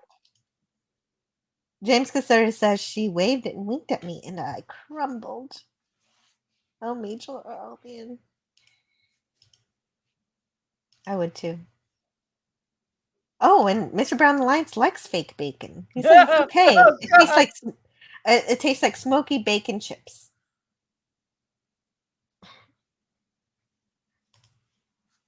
And the mask is worth it for the really young Cameron Diaz, says Admiral Teak. True story. And Dalek likes it too. Bunch of mask fans. Wow. Wow. I I didn't expect this opinion from Daniel's Hot Topics. I love when our opinions align. He says, wow, they announced a Starfleet Academy show? Like, why? Yeah. What is the exact opposite of boldly going where no one has gone before? Well, it would be called Saved by the Bell in the 32nd century. Like, we're just going to go to school today. Okay, we're going to learn things. Great. Wise words from the silverback who postulates. Please read it, Tony. If you die on a stream, it is guaranteed to be your most watched stream. So well done. The greatest flight is the last. Mm-hmm. Unless it's a spruce goose, then it's pathetic. Oh no. Oh, am I Hey, missing Nemesis. something in chat? I don't know. Yeah. Hello, Nemesis. Hail all. Hope you're doing awesome. And Gorilla says, PvP, there's a cure for cancer, but it's only for the elites. On Elysium. Mm-hmm. And Elysium, they live in the sky? They live in the sky. In orbit, yes.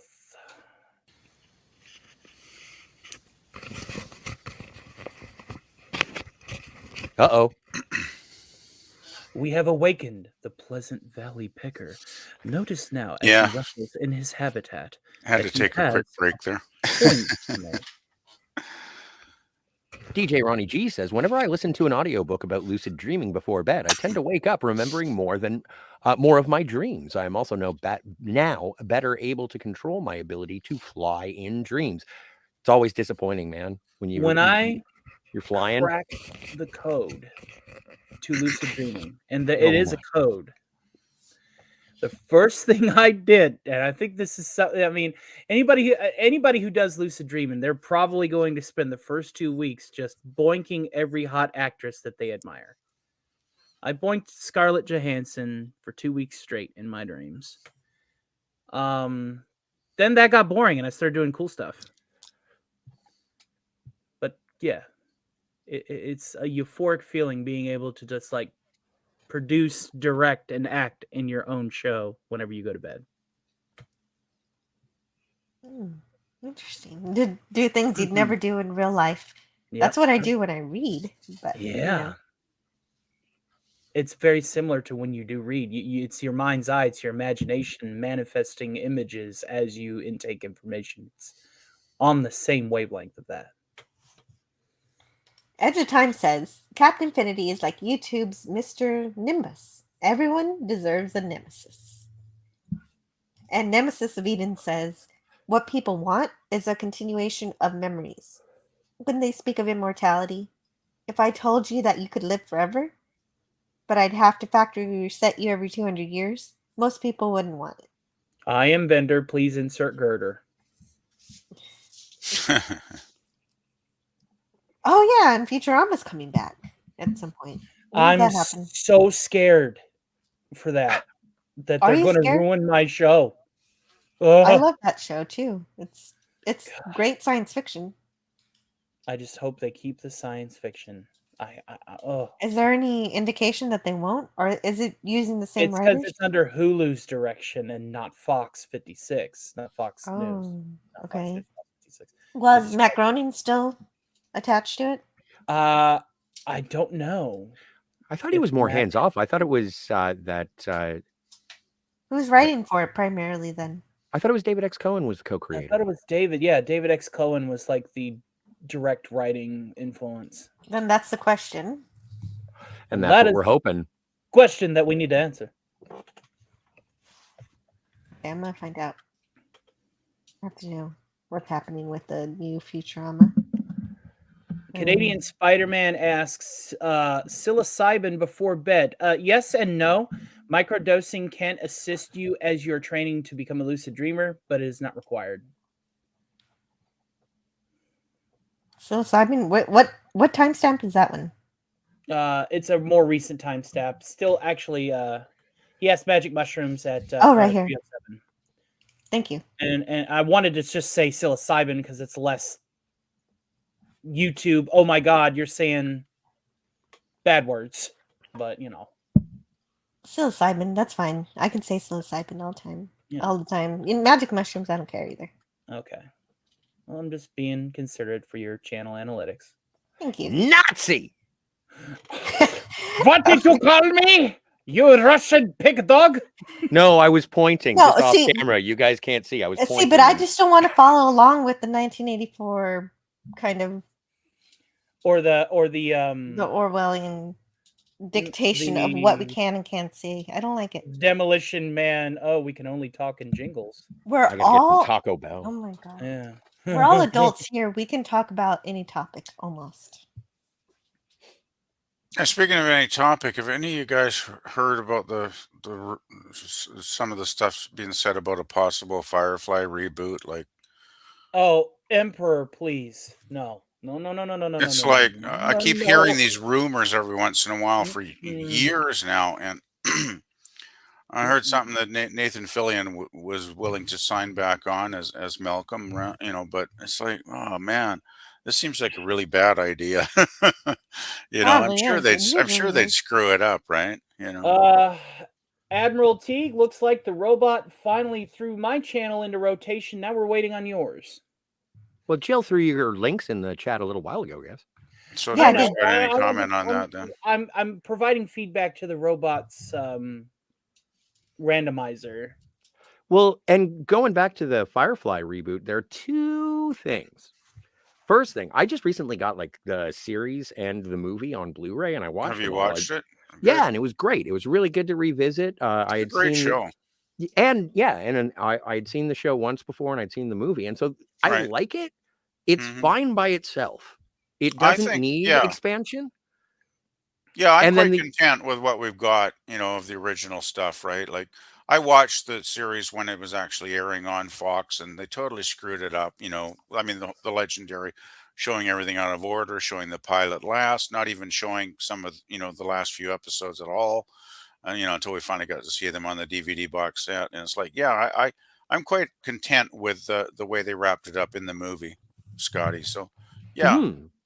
Yeah, it was then, a great western in space. it was Okay. fun. It was fun. It felt original because actually sci-fi and westerns are two of my favorite genres, and to mix them up together was a lot I of fun. want a town named after me, like Janestown.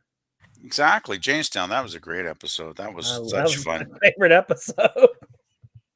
But then That was also, hilarious. It was hilarious. I love that episode. but then there's also the other, sort of hanging Chad, is that Is Joss Whedon going to be able to like emerge from his cave? Like, will they let him make it? Because I That's wouldn't the want to watch problem. it without written by He's at the very become so least. controversial, I guess, over the years that Yeah. I don't know if they'd have let him be involved. And let's face it, I mean, love him or hate him, Joss Whedon was a pretty damn good writer back in his day, I creating think shows that's what a like lot of people. Yeah, Buffy and Angel and Firefly. I mean, that was a pretty damn successful string of pretty damn solid shows he created. And I mean, he was a damn good writer. So if he's not involved, I've got real trepidation about, what it could end up being. that's what a lot of people forget about creating a sequel or a reboot or something that's been created before, is that the real heart of it is who created it, not necessarily bringing the actors back. That's a good thing to bring the actors back, but if you don't have at least some of the people who worked on the original, you're not going to have the same feel. Yeah, because Whedon always had a great set of writers in the writers' room too, right? Like, Mhm. I remember on Buffy, and there was like his core group of writers that would basically write a lot of the episodes, and they were all good writers. He was smart enough to hire talent that actually knew what it was doing, and yeah, I mean, if he's not involved, and you don't have a showrunner that's got a feeling for what Firefly is really about, I just think it could really go off the Oh, rails badly. Captain, please, permission to humor Edge of Time for a please second, do. because Please. I know you like it so much. All right, you've done it now, Morty. You touch water. Do you know what that means? What, Rick? What? It means we got to deal with him. I'm Mr. Nimbus, Lord of the Sea. See what you did? You just activated my nemesis. There you go, Sweet. Edge of Time. That was for you. And That for was Jill, really because Jill cool. likes Rick and Morty as well. I really do. Up to a certain point. I kind of just I haven't seen any of season 5. Little Scotty says transhumanism may be possible, but still just a dream. And also, I want to welcome Little Scotty here. I haven't seen you here before, but I have seen you around everywhere else. So Is he one of yours, Scottford? I don't Yeah. know. Hey, little Scotty. Well, I've seen him at a Pop Culture Breakdown Oh, Ah. in the chat. A pilgrim from the hollow earth. Excellent. I kind of feel like doing like a Mr. Incredible, and it's like, you're not affiliated with me,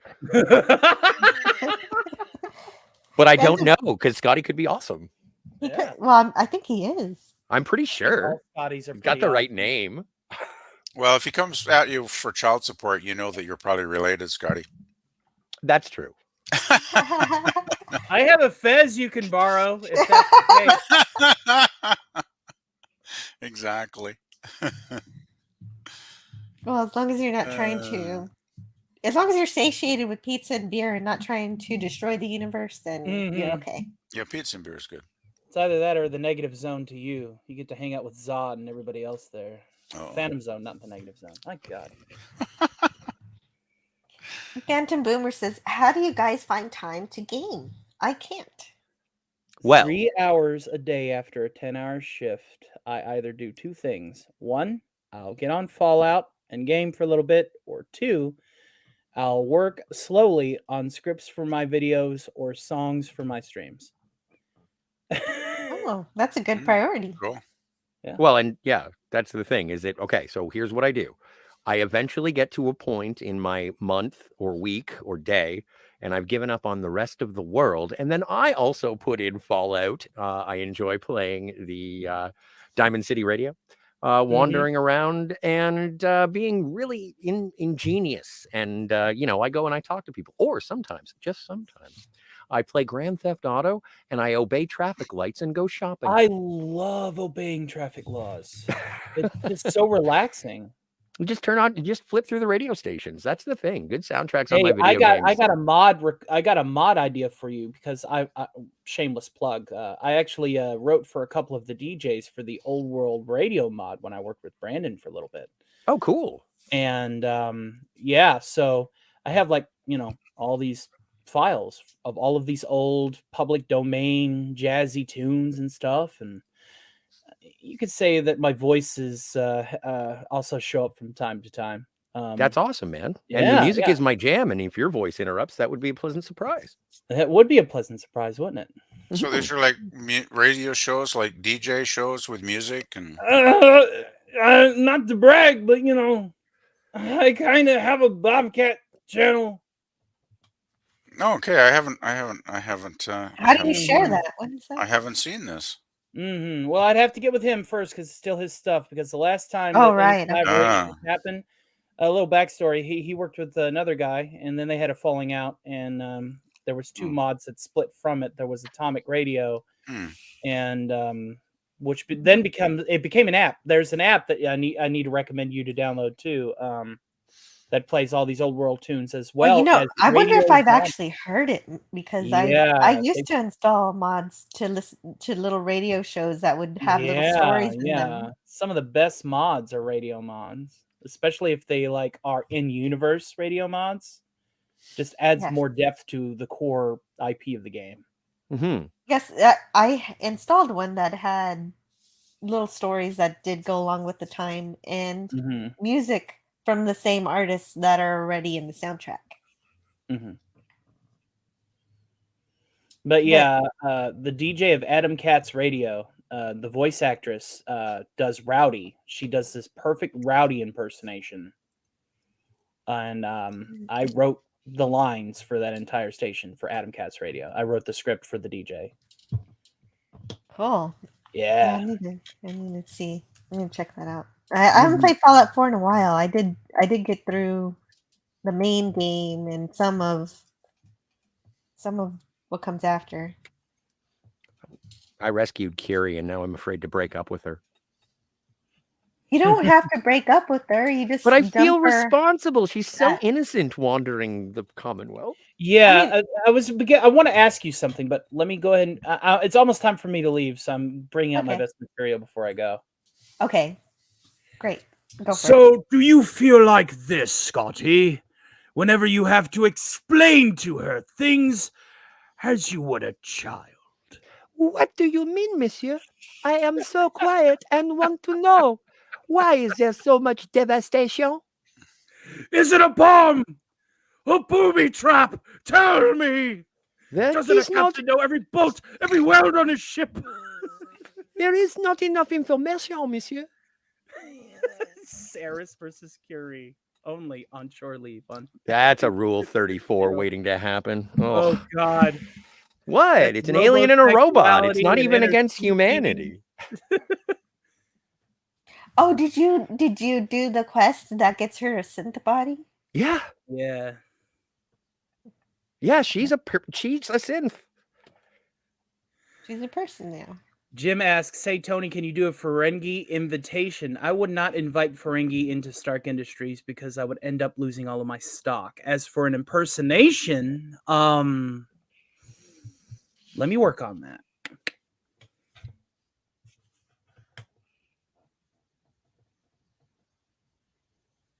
Yeah. Canadian Spider-Man over here. I can do that bit too, but I'm not going to. Okay, so Jim says I have 3 CGI starships in my fan film. Ooh. So he's making fan films. That's great. Didn't it come out like last Thursday at midnight? What did? His fan film. I think he Oh, released right. a video on it. Yeah. Oh, so you've seen some of these fan films. What do you think? They're neat. I like them. James Caserta says, I was thrown out of clown college. They said I didn't have what it takes.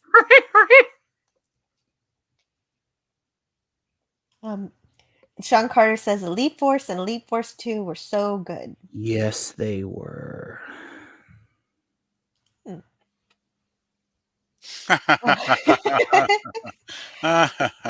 PvP, read this chat, please. Hey, all you hosers. Good day to you. Thank you. Yeah, hoser, that's a great Canadian word. Have you ever seen Bob and Doug McKenzie, you guys? Yeah. On SKTV? I bet Jill hasn't. You haven't seen that, I bet. Have you, Jill? Seen Bob what? and Doug? Bob and Doug? You've never seen Bob and Doug? Who are Bob and Doug?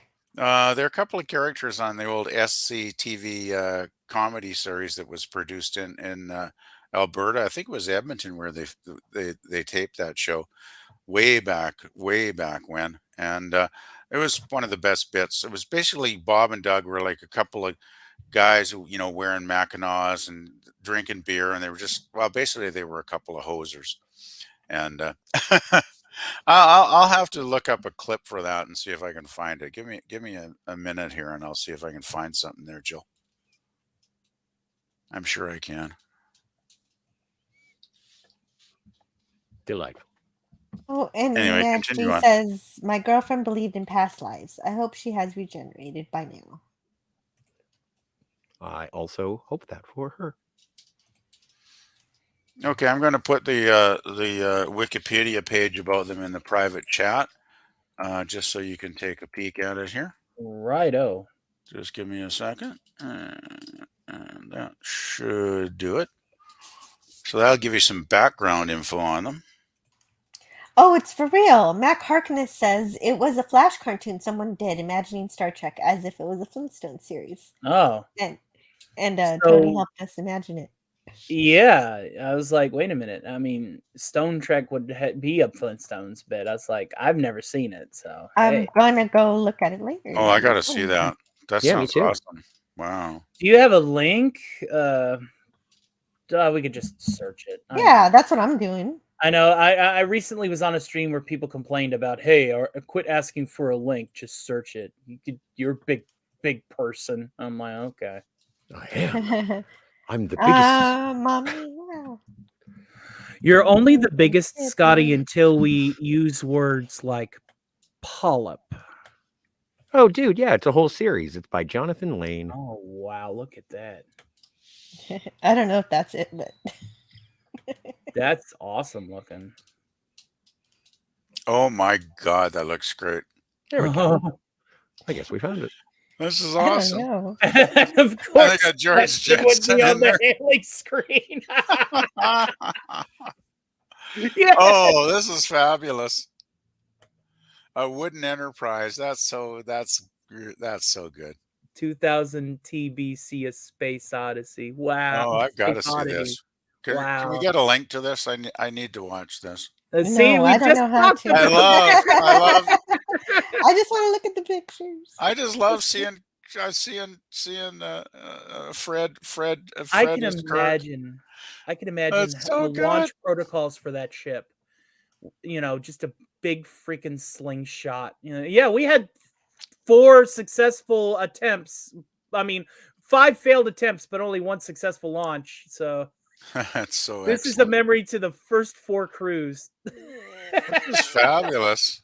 Wow, I can't believe this exists. This is really cool.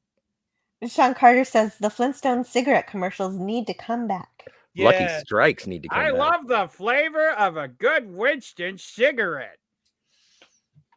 Oh, by the way, Jill, I just put in the private chat. I posted. I found on YouTube someone had all of the Bob and Doug bits in a stream. There's like 17 videos here, so it's like got all their basically their episodes were called Great White North, where they talk about whatever topic of the week and drink their beers, and it's pretty hilarious stuff. And most of them are only like a couple minutes long, so it doesn't take long to go through them. Thank you. Yeah, I put it in the private chat. So there's the link. Can you 2 Canadians here explain this to me? Canadian Spider-Man says, hello and good day to you, my friend. Hope you signed the petition against C11, brother. Otherwise, our channels will be worthless. I haven't read a lot about that, so maybe Scotty knows more than I do. But it's basically, I think, some kind of internet bill the federal government's trying to pass, promoting Canadian content over other content, which seems like a dumb idea, quite frankly. I just wish they'd leave it alone. I mean, everything works fine the way it is now. So, Anyway, do you have any more information about that, Scotty? Well, yeah, there's a governing body in Canada called the CRTC, and they've been responsible for Canadian content on radio and television broadcast Since like the 70s, yeah. Well, it's still a commission that is functioning today, and so Oh yeah, but I mean that's when it started. Was probably back in the 70s. Well, when the advent of television and radio. Well, the thing was back in the 70s, Scotty, like I remember, that there was kind of a need for a CanCon, as they called it, like Canadian content rule, because our radio stations, it was basically, created, to try and protect radio back then, because so much of the stuff on radio, our radio channels was basically, it was either American or British, or, most of the songs were not originating from Canada, right? So it was kind of an attempt, I guess, to kind of promote Canadian culture, which I think had good intentions, right? Because I do remember a lot of great Canadian bands in the 70s did finally get a break when they got like airtime. I can't remember the percentage. There was a certain percentage, I think 30% had to be Canadian on the radio stations. So a lot of Canadian bands that might have never got, any recognition actually got a lot of airplay, and a lot of them had, hits, hit songs because of that. And they had, they did well and they had careers, right? So I think it started off as a good thing back then. At least that's the way I remember it as a teenager in those days. But, of course, like any regulatory body, as time goes on and decades, add up, it can get sidetracked in some ways. So anyway, that's just what I wanted to throw in there.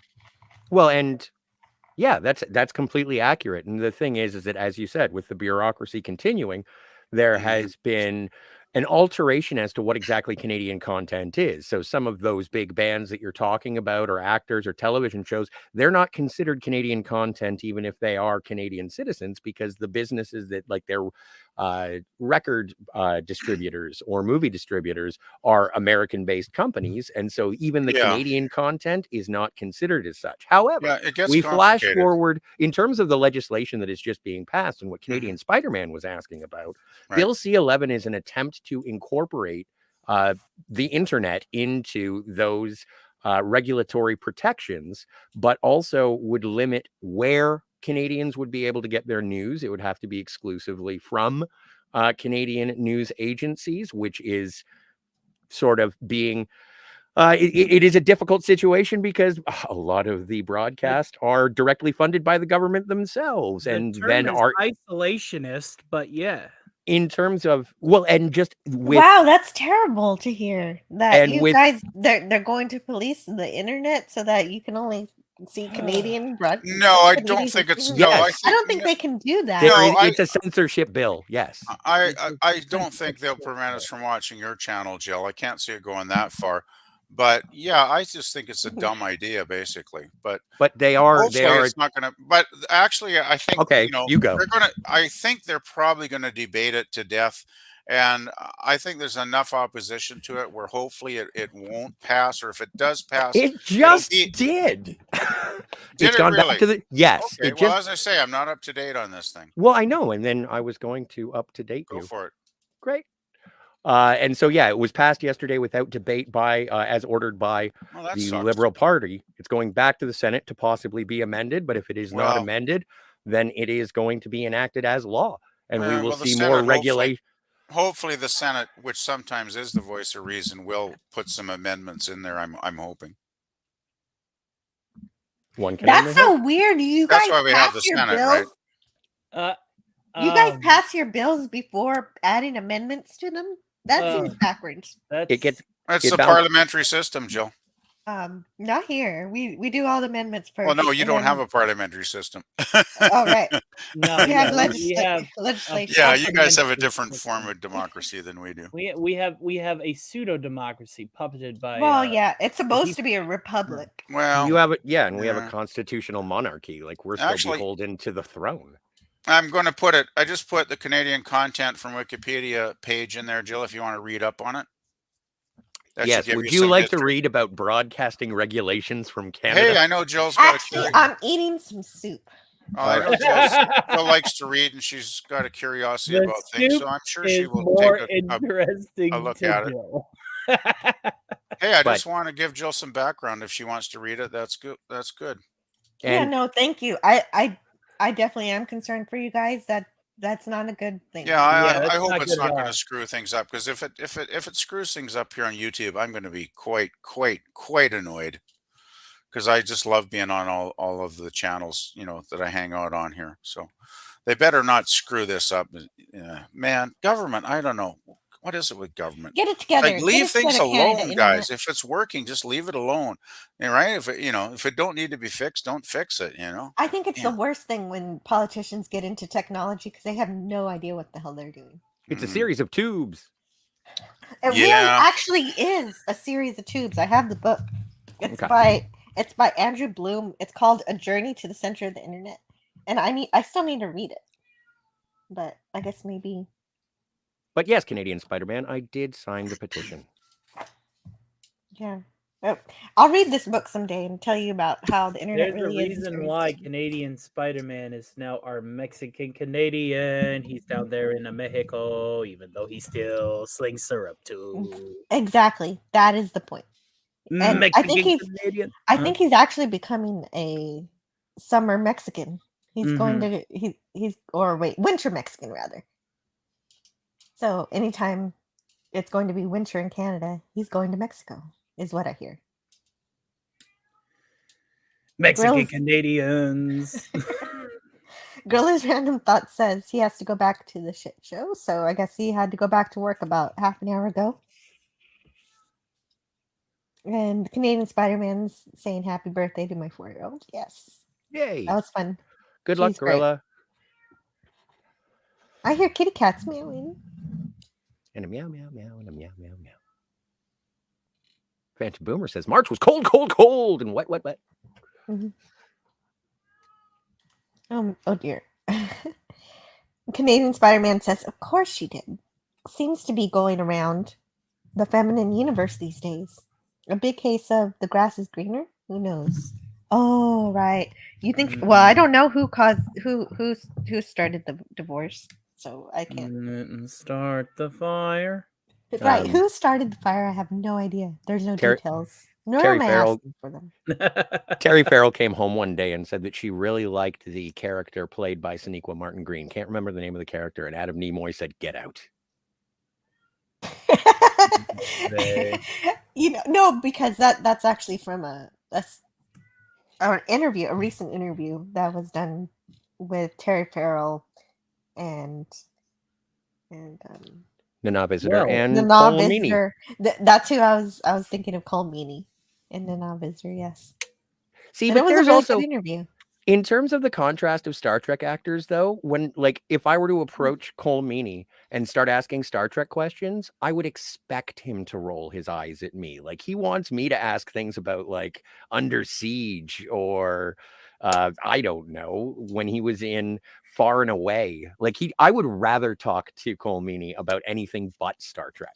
Well, that's what they want to. Broad a career. We have Anonymous entering the chat. Hello to you, good sir. And Donnie Pearson, the guardian of the morphing grid. Hello to you.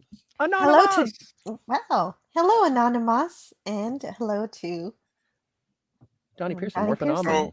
I just posted in the private chat a Wikipedia page about Bill C-11, Jill, if you want to read up on that too. Well, thank you, PvP. You're very welcome.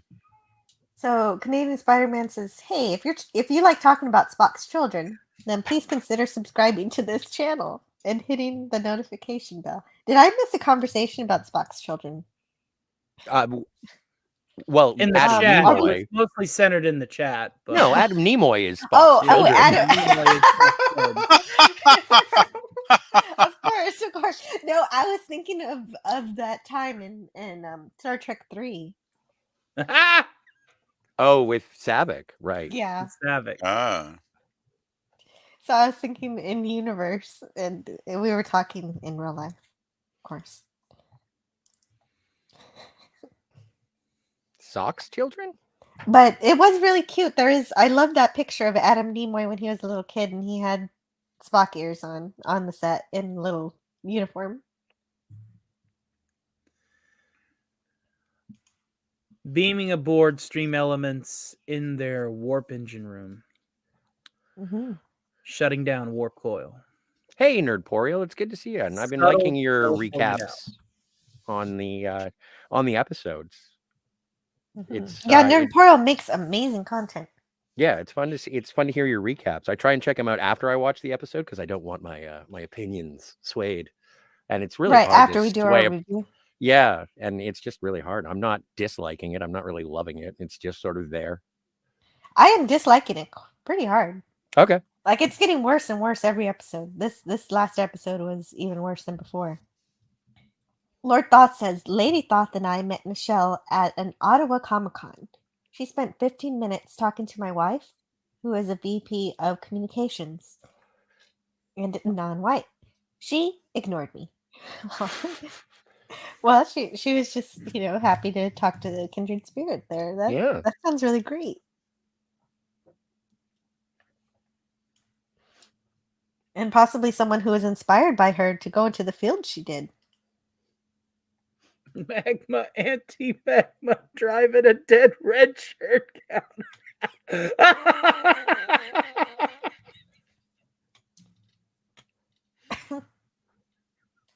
Admiral Teague says, I don't believe in the no-win scenario. I watch Picard so others don't have to. Yeah, I want as few people watching that show as possible. Beat the Kobayashi Maru there, Admiral Teague. Beat it. Yeah. Canadian Spider-Man says, the cows won't be home until October. They're heading up to summer in the mountains as we speak. Ooh. Picard is a replicant. Anyone conveniently ignoring this has earned my contempt, says Captain. Well, that was easy. Well, I don't know anybody who says Picard isn't a replicant. Obviously, he's a replicant. No. I agree with that, but I am conveniently ignoring it. Well, the 5% of him that's Data is a replicant. But how can you ignore it? It's in every episode. He's there. He's not Picard, but he's there, and he believes he's Picard. I'm like Dr. McCoy in City on the Edge of Forever, and it's like, that's all right, darling. That's all right, my dear. I don't believe in you either. That's how I feel about the show. It's not that I'm angry at it. I just don't believe in it. Imagination. That's how we're gonna do our recap of the entire season, Jill. We're gonna show up on stream. We're gonna do the introduction, and then we're gonna be like, "Did you watch Picard season 3?" And we're both gonna say no, and it'll be 5 minutes long, and we just hang up. Yeah, sounds good. I love that. No, we got to do that. We will. Got to recreate the scene. Figured it out. You got to be bedridden, Scotty, and feverish. We need to, give you the red eyes a little bit, just like McCoy, and be like, I don't believe in you either. Like, we need to recreate the scene, No, I get it, and I'm on board. I just have to get I do have a sciences uniform top. I can do do have that. a blue shirt. Nice. Yep. We just need a backdrop of the 10 forward because that's the only thing that they can go to the holodeck to see. Oh, right. Yeah. The one program holodeck. The one program holodeck. Why didn't you just build a bar if you only have the one program? No kidding. Just put a pub in there. What else can we make this holodeck? Nothing at all. You broke the ship. You broke the bloody ship. Where are you going to see if there's a pub? What I saw a thing on, I think it was Major Grin, did I love Major Grin. How the power reactors for the holodeck are incompatible with the rest of the systems on starships generally. They talk about it on the Voyager and Deep Space Nine. Or not Deep Space Nine, sorry, Enterprise. Can you go up to 204 and read a little bit? I want to step away for a bit. 204? My stars, sure. Yes, that's where I am. Scrolling. Yeah, Get right. This chat is scrolling. Oh my God, that's where I am though. There's so many chats I don't want to ignore. I feel all right. Here we go. The Nerdporial Lifeform says, Admiral Teague, I do live watches every Thursday and discussions every Friday. Picard is not good television, let alone Trek. Yeah, I would agree with that. If anyone else wants to agree with that or disagree, please feel free. Captain Finity says, I want Deckard to show up and run the machine on Picard, the VK. But that would be, well, I'm not even going to start that. I'm going to say, which ones are we got a Cardinal Sin in the chat. Hey, Cardinal Sin, good to see you, sir. Canadian Spider-Man says, I almost died on a campfire stream and gained over 10,000 views and 30 new subs. Yes, I was on that stream, man. It was awesome. That was great. I remember people saying, please stop. You'll hurt yourself. What, does Spidey like pass out near a campfire or something? You'd really have to check the stream and subscribe and like and geez, I'll support have it. to check I it know, out. I know. But yeah, I forget. I thought it was like a New Year's stream that we did. Oh, Anyway. that sounds risky. Phantom Boomer says Deckard is a replicant. Admiral Teak says Starfleet Academy is where you send Tilly when you can't pay her. What's she teaching them 900 years in the future? Ancient cooking techniques? It ain't skincare. Harsh. This episode of Shore Leave has been brought to you by Herbal Essences. Maybe she's born with it. Maybe it's Maybelline. Canadian Spider-Man says, I've never flown in my dreams, only web slinging. No, dude, I've done, okay, so I've flown and I've web slung, but both of the times that I've done either, I realize that I'm doing it and then I lose the ability. Yep. Huh.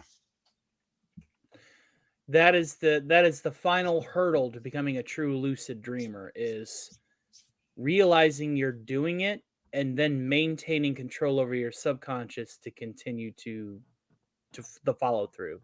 Yeah. Because I could go verbatim with this. Whenever you found out you could fly, you started to slowly lower, right? Until your feet hit the ground. And then you try to jump again and flap your arms, and you would get like a high jump out of it, but then you would land again. You'd be like, shit, I can't do it anymore, right? Yeah. Yeah. I usually land and then I just can't recreate it. It's Oh, like, no, I'm going to keep going. And then it's But like, yeah. no, you can't. Yeah. It's just, it's a hard door slam. That's the final hurdle. I could fly all I want, but I just really don't have a goal or where I am or what's going to happen next. Admiral Teague, I will teach you this power, for I am not a Jedi. Captain Finity says, lucid dreaming is awesome. He does.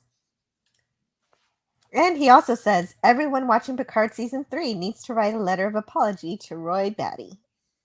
Oh. Will he actually receive it?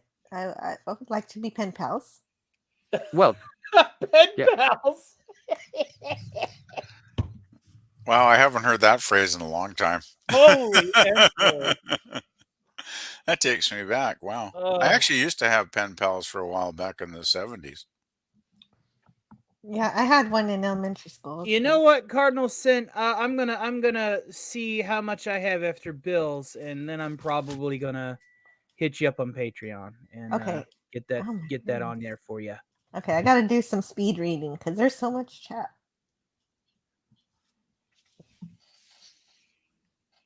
Well, DJ Ronnie G says that he hasn't made much, or I haven't gotten far, but progress is being made. And Dalek451 says, I've heard of Lucid Dream. It sounds really cool. I don't think I'd be able to do it, though. Captain I don't Finity think says, I'd be able to do it either. practice. I am only RMB's nemesis, says Captain Finity. One of the definitions of nemesis is your judge. DJ Ronnie G says, dreams are like a holodeck. We can design our own Delta Flyer. Yeah. And Phantom Boomer says, I fear remakes of anything anymore. Me too, man. Phantom Boomer, I am absolutely terrified. And I agree with Canadian Spider-Man here. He says, people worry about what is said too much on YouTube. You can get away with a lot. Give me free speech or give me death. One of my favorite things about free speech is that you can recognize the people who are saying all the crazy stuff. Hey, there they are. They're saying it out loud. I can either engage or disengage, and then that's my choice. Right. Absolutely anti-derivative, Jill. We will not comply with the 1984 narrative. Although I think we both got uneasy when Scotty was talking about orgasms. Okay. We're not allowed to talk about it. I talk about orgasms all the time. They're my favorite things. I know. You're not allowed to say it? Okay, weird. Okay, kid. I thought this was the adults. This is a shore leave. We can say the word, I guess. Joss Whedon has a brother who writes. They will get stories out through the brother. Oh, Dalek wants to join. Oh my goodness. And I'm already gonna end. I'm sorry. I wish I would have seen that earlier. No one told me. I I tried to thought I help said you with as many chats as I could. I apologize. no. I'm a It's okay. failure in No, helping you you. know you're not a failure. It's my job. It's my responsibility to get through the chat, and I can. I Good to thought I see you, put the Gil. link in the. Is he not in the group? I thought he was. Oh, in the Twitter streaming group? Yeah. Yeah. No. Well, it's not my group, so I have to ask about it. Makes sense. Well, next time, Dalek. I promise. Next time, Dalek. Next time.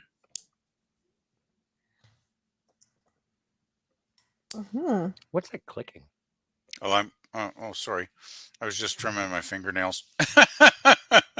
Trying to multitask here. I guess I should have muted. Are you at a Denny's? No, I'm not at a Denny's. Just I'm checking. sitting at my computer. Captain get that Benedict joke. says, Scotty, Jessica says, Scott, nothing to do with you. I think it's a play on your name there. Makes sense, and it's funny. That makes sense. It's got nothing to do with you. Yeah. Nachos? Well, they're not mine.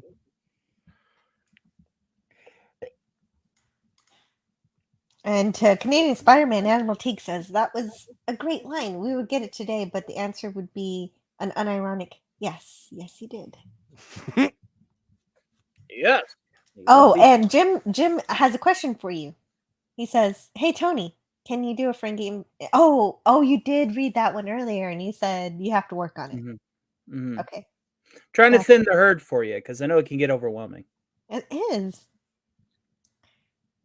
Oh, and he launches a Star Trek fan film every Monday evening. Wow, that's a lot of work. Sweet, Jim. 12 years specifically. Let's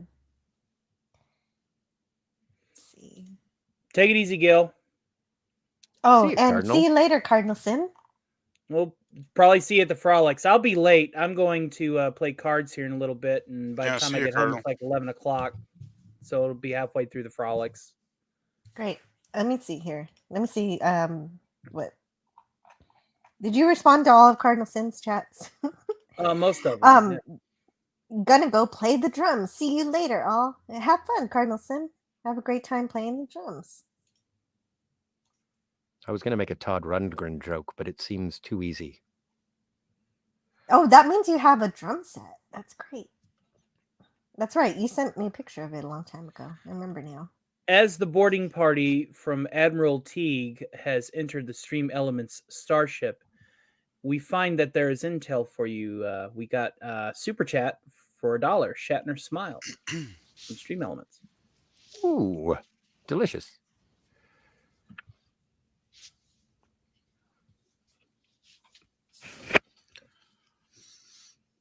Oh, you're right. Matt G just tipped $1. Thank you, Matt G. Shatner smiled when he met Anna, that Star Wars girl. They have chatted on Twitter. She changed her name once to that Star Trek girl because of him. Dimcock is annoyed Shatner talks to Anna more than him.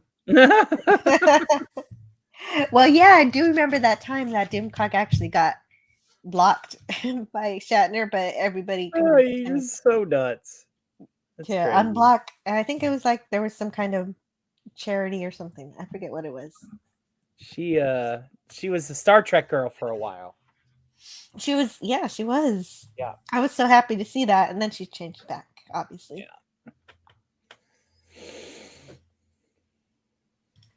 For want of a nail. Sean Carter says, I missed a lot of hellos earlier. Sorry, everyone. Working and had to take the doggo to the vet. Oh, I hope the dog's okay. Prayers for your pupper. Check out Admiral Teague, the channel. Stream Elements doesn't want you to know. We attacked that ship, Admiral Teague. I saw you went through the motions. Your command was excellent, but that ship is impermeable, my friend. James Caserta says, play the drums or get played by the drums. I used to play the drums. Really? Yeah, Yeah. about 30 something. Well, back in my late teens, early 20s, my cousin and I, we sort of had a basement band. He'd come over to my place every weekend and we'd jam in the basement for, 3, 4 hours, make up crazy songs. I still probably got those recorded on tape around here somewhere, which I really should need to digitize and upload one of these months because we actually made a lot of really fun songs up. And we just make them up as we play them like off the top of our heads. But being cousins, I guess we had this connection, where you just have this intuitive thought for what the other person's going to do, and you can just follow and interchange back and forth. And yeah, we did a lot of really cool songs. Actually, it was great. I loved playing the drums back then. Well, I mean, we were both self-taught. He was on guitar, I was on Wow. drums. We So had you were loads of jamming. fun. Oh, we were jamming for hours. Yeah, it was great fun. Donnie Pearson says, I myself am teaching myself. Okay, wait. He's Yeah, teaching drums. himself the homemade snare drum, bongo drums, crash Ooh. cymbals, and electronic drum kit. Cool. Yeah, drums are a lot of fun. Oh, Scotty, will you talk about the new episode, Star Trek Picard episode 7? Yeah, eventually. Like I think Eventually. we're doubling it up next week, Jill. Yeah, you're right. Yeah. That's what we're going to do because not much happened in this last episode. You anyway, can so catch it that at shouldn't be- 4:30 on Saving Star Trek, though. I think they're going to be doing that here in about an hour. Well, Oh, yeah. Yeah. So go ahead and hang out with Teague. He'll give you the deets first. Yeah, but normally we have our show on Thursdays, but we had to cancel yesterday. Yeah. I was Not- wondering not- where you guys were. Not taken away from anybody else who's doing their reviews. All the perspectives are incredible. Infinite diversity, Right. I infinite love, combinations. I love Bird of Prey 5's review. Bird of Prey, yeah. Bird of Prey, yes. See, and the And- thing is that no one has officially made a judgment on Picard until Mike and Rich. So I'm safe. They're Mike and not Rich always. They're not always the. They don't. They're amazing entertainers, hilarious comedians, and top-notch YouTubers. But they don't always have a take that I agree with. Fair enough. Admiral Teague says we just destroyed a new Trek cruiser. We pitied the crew too much to rescue them. It was in the neutral zone. It's fine. Nice. James Caserta says, I just used my kettle drum stomach. And hello, Padre. I was thinking about you because I put science in the title of my stream. And I remember when you were on my science live stream last time. Well, to see Oh, you. man, I'd love to discuss some science with you, Padre. I hear you're the real deal, man. He is. Well, whenever there's another Shore Leave, we can come on again and we'll see if we can get that would Padre be with you. great. Admiral Teague says, oh, they confirmed some stuff from seasons 1 and 2 this week. That's the biggest thing to happen. Beta acted exactly as I predicted to. Yeah, right. I know. It's just okay. It was a terrible episode, but you'll talk about it later today, and everybody can go join him and check that out. There you go. It'll be a good show. He always does a great job. Phantom Boomer says, I had a kit for a little while, gave up because I couldn't get my hands and feet all doing the things at the same time. If I had realized that I do that on my motorcycle, I would have kept the kit. So, yeah, I actually almost played the drums myself, but I chose the saxophone instead when I was in school. So are you good at playing the saxophone? No. Oh, I can read music. I can read it fine. that's But cool. I don't have an ear. Oh. I have no ear. Yeah, well, I was self-taught in the drums. I was just bang away on them, but You have an ear. I actually wasn't bad. Like I could keep a beat and throw some fills in and hit the cymbals when necessary. And I was no Neil Peart or whatever, but I could play the drums pretty good. So And Cardinal Sin says, Jill, your channel is criminally underrated. Doomconk mentioned during PCB that he might have to come on your channel for an hour and talk Trek for half an hour. yeah, you Ooh, should have half an more hour. subs. Right. Yeah, I was thinking about that.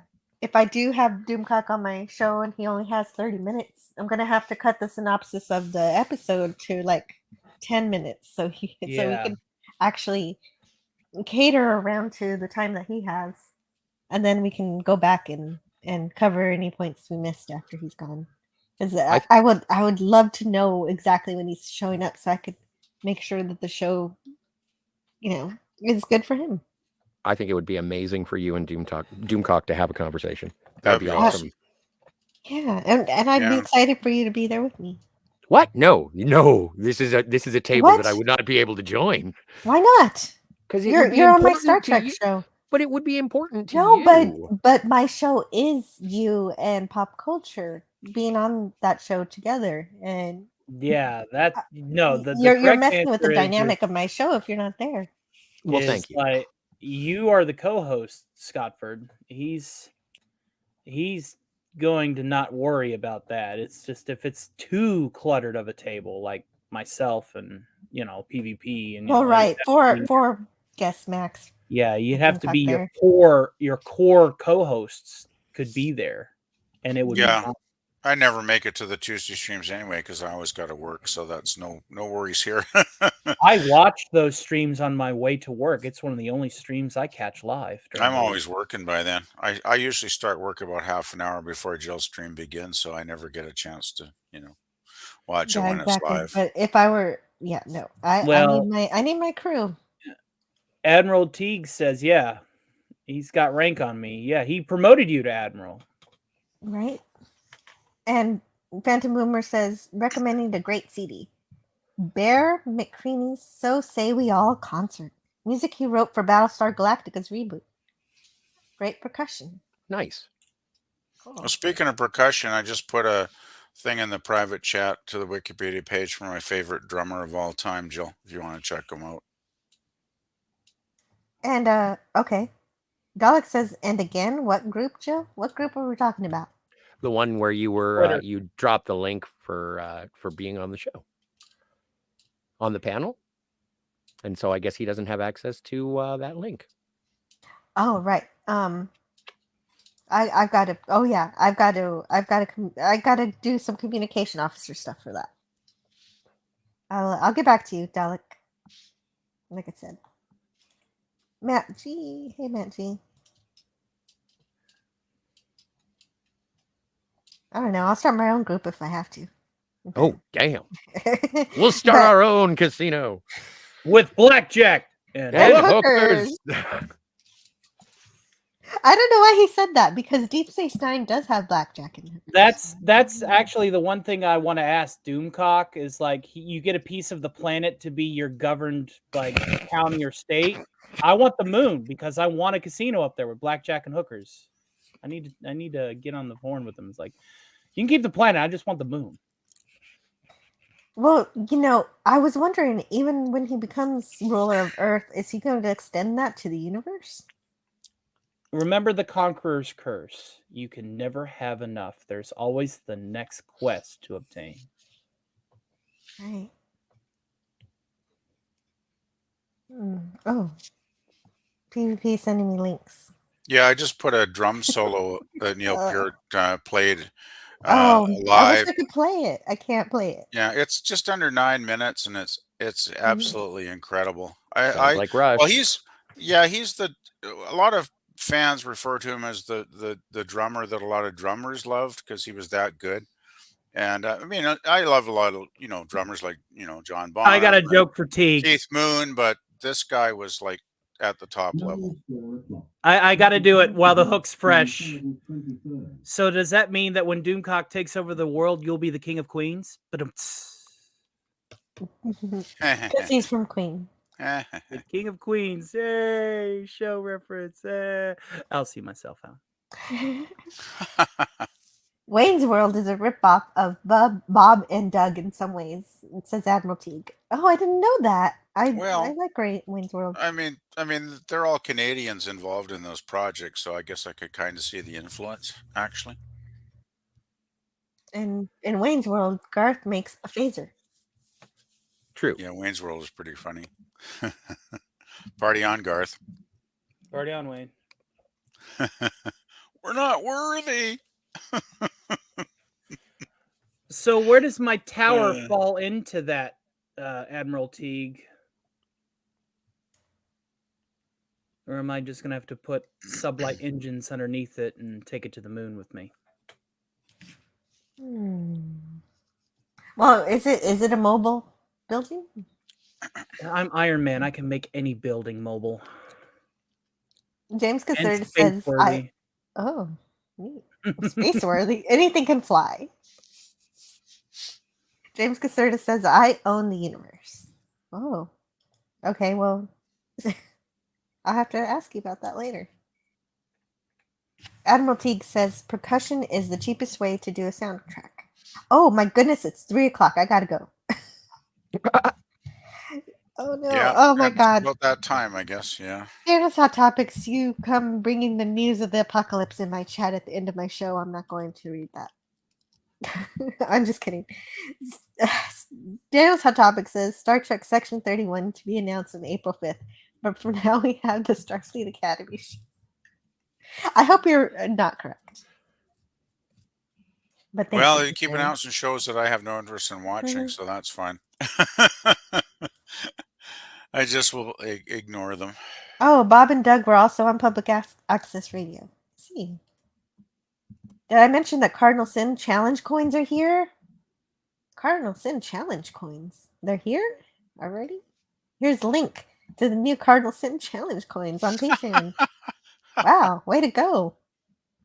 Nice. And Scotty R37 is posting a link to Twinflix. Twinflix. And Yeah. I didn't notice that my show should have been over 10 minutes ago. So I want you guys to plug your channels and let's get out of here. Not me though. You. Phantasmagorium show, yada yada yada. But tonight I'm going to be on Twinflix and celebrating their 4,000 subscribers, and so I am looking forward to that greatly. Talking about physical media and some of the stuff that we have. So if you'd like to support Paul over at Twinflix, that's where I'm going to be hanging out tonight. And other than that, I'm just a vagrant on the internet. You'll never know when you find me. A vagrant with lots of DVDs and Blu-rays. Yes. Hey, PvP, what's going on? Well, still just uploading favorite albums on my channel, which is basically music based right now. I'm hoping to do some live streams coming up soon. Pop Culture's been helping me work on that, and I think I'm just about there. So hopefully in the next few weeks I might do a live. I'm thinking of doing like an open topic first live stream, just to ask folks that show up what kind of things they might like to see on future streams, just to get some input. And I just want to mention. But I think it's also good to share your interests because that'll help you build your audience. Well, yeah, I'll probably talk about music on there, but I There will, you go. want welcome input from everybody that wants to join in the chat, and even if they want to, pop on, as a panel guest, that would be great, just to see what kind of input I get. Because I mean, I don't want to keep it just basically just to music. I would think about other topics as well, but I have no firm plans at this point. And I just want to mention quickly. Since you had science in the title of the stream today, I want to plug an album I'm going to be uploading probably sometime later today by the English musician Brian Eno. I don't know if you've ever heard of him. It's an album called Before and After Science, and it's a really interesting album. It's, I think, his fourth or fifth album from 1977. He started doing solo stuff in 73. His first, his early albums are really cool because they're kind of pop rock based, but very eccentric, a lot of very strange instrumentation. Because he was famous for being on the first two Roxy Music albums, doing electronic, treatments of the instruments, playing synthesizers and stuff. So he's quite an eccentric fellow, but his early albums are quite fantastic. So I was thinking of putting Before and After Science up sometime tonight. Cool. Great. Thank you. I think you Stacey. guys would enjoy it. He's really an interesting guy. Yeah, I always love any type of album that tells a story. Oh yeah, well yeah, he's got actually a second album called "Taking Tiger Mountain by Strategy" kind of has themes about the Cold War, China, all kinds of weird stuff going on. So yeah, he's a pretty deep dude. Like he has He very, did very Windows XP music too. Wow. yeah, that's right. He did the startup theme, I believe. Yeah, I think he's the guy that wrote that. But yeah, he's a very eccentric guy. Very good. He never referred to himself as a musician. He would basically get a lot of musicians to come on his albums and play, and then he would kind of like alter what they played and piece it together. And he came out with some very interesting compositions. So, and then after about the first 5 albums, he went into like ambient music, right? So he kind of got away from the pop rock stuff, which, you know, was my favorite stuff. So ambient music, I'm not quite into as much, but still, he's a very interesting fellow. Awesome. Tony, what's going on the Tony channel? Talk What's going on? Well, it may be nice in Queens, but things are still pretty nuked over there in Manhattan. But hopefully that will change soon with each and every new day. You can always have my dulcet tones, as some people say, in my conversations every Sunday. We just have a party stream where we talk about anything and everything. I do have some scripted videos in the work, essays about the multiverse and pop culture and how it's being perverted and overtroped. And hopefully I will have some things in the works involving one day a month. One Sunday of a month, I might have a game show or a karaoke night or bring back the matinee flavors. It's good to see the Comic Relief Crusader. You coming in right at the ass end of it. Hail to you, Mike. Hail Comic Relief Crusader. Make sure to join him on Tuesdays for his Titillating Tuesdays. Titillating Tuesdays, yes. But yeah, I'm doing a little bit of everything. And kind of like Scotty, you never know where I'll show up. So yeah. God bless you all, and I'll see you guys at some point tonight on the Frolics, hopefully, depending on when my party ends over at my friend's house. We're gonna play cards. Yeah, I want to thank you for showing up, bringing your notes for the science topics. It really elevated the conversation. I always like to learn, and I know you didn't get through all your notes, so no, it'll be fun to talk. That gives me things to discuss with Padre. Yes, that'd be great. Yes. I want to bring back Tinkering with Tony, though. They were notes that were gathered for that show. I might just start bringing everything back. I think I've really regained my stride since the event. And, yeah. Well, no, maybe it was a refresh that you needed. Mm-hmm. Slowly but surely, day by day. And the Stream Elements bot wanted to remind you to subscribe to Bird of Prey 5, which reminds me that he should be streaming Bed Life today. Unless he's feeling sick. I don't know.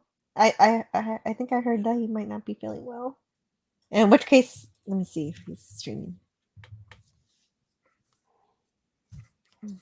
I'm just curious. Oh, yeah. Okay, yeah. It says notify me, so he's just a little late. Just checking. Yeah. Oh, okay. It's in an hour. He pushed it an hour, but he is streaming today. But also Admiral Teague is streaming today, so yeah, about 20 minutes. That'll be great. Pardon me. I'm going to try and listen in. I won't be chatting much if I am there live. Mm-hmm. Padre wants a link to my channel. Okay. Scroll up. Right. No, I can get it. Oh, I was about to say it's a race.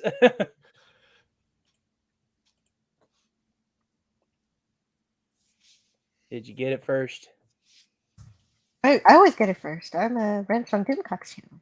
You are. That's why you're also one of my wrenches. And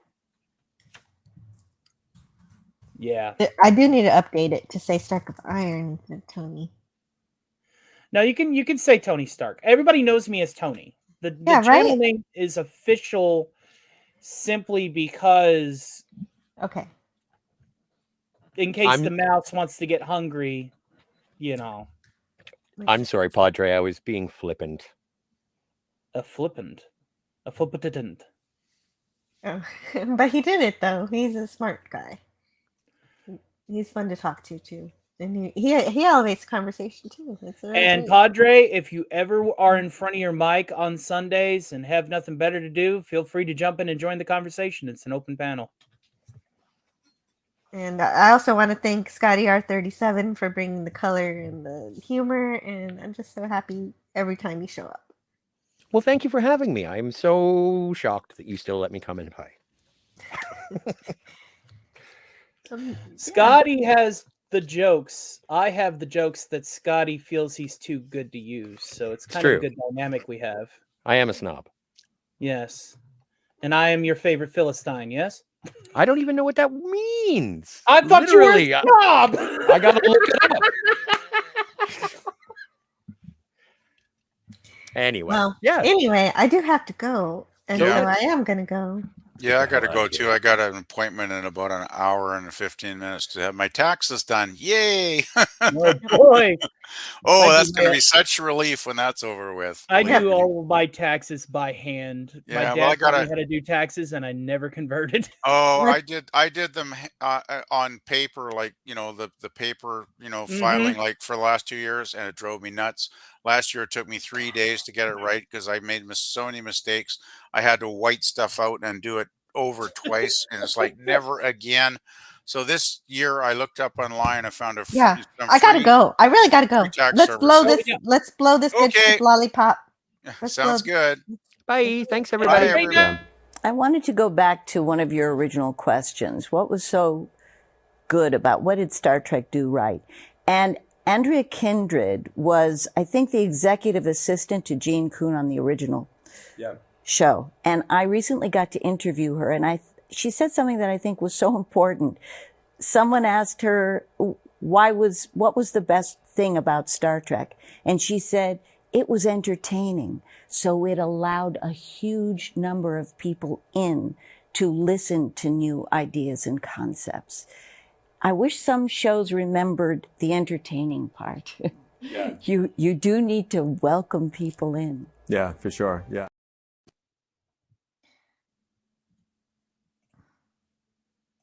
Oh, what is this? Legal documents?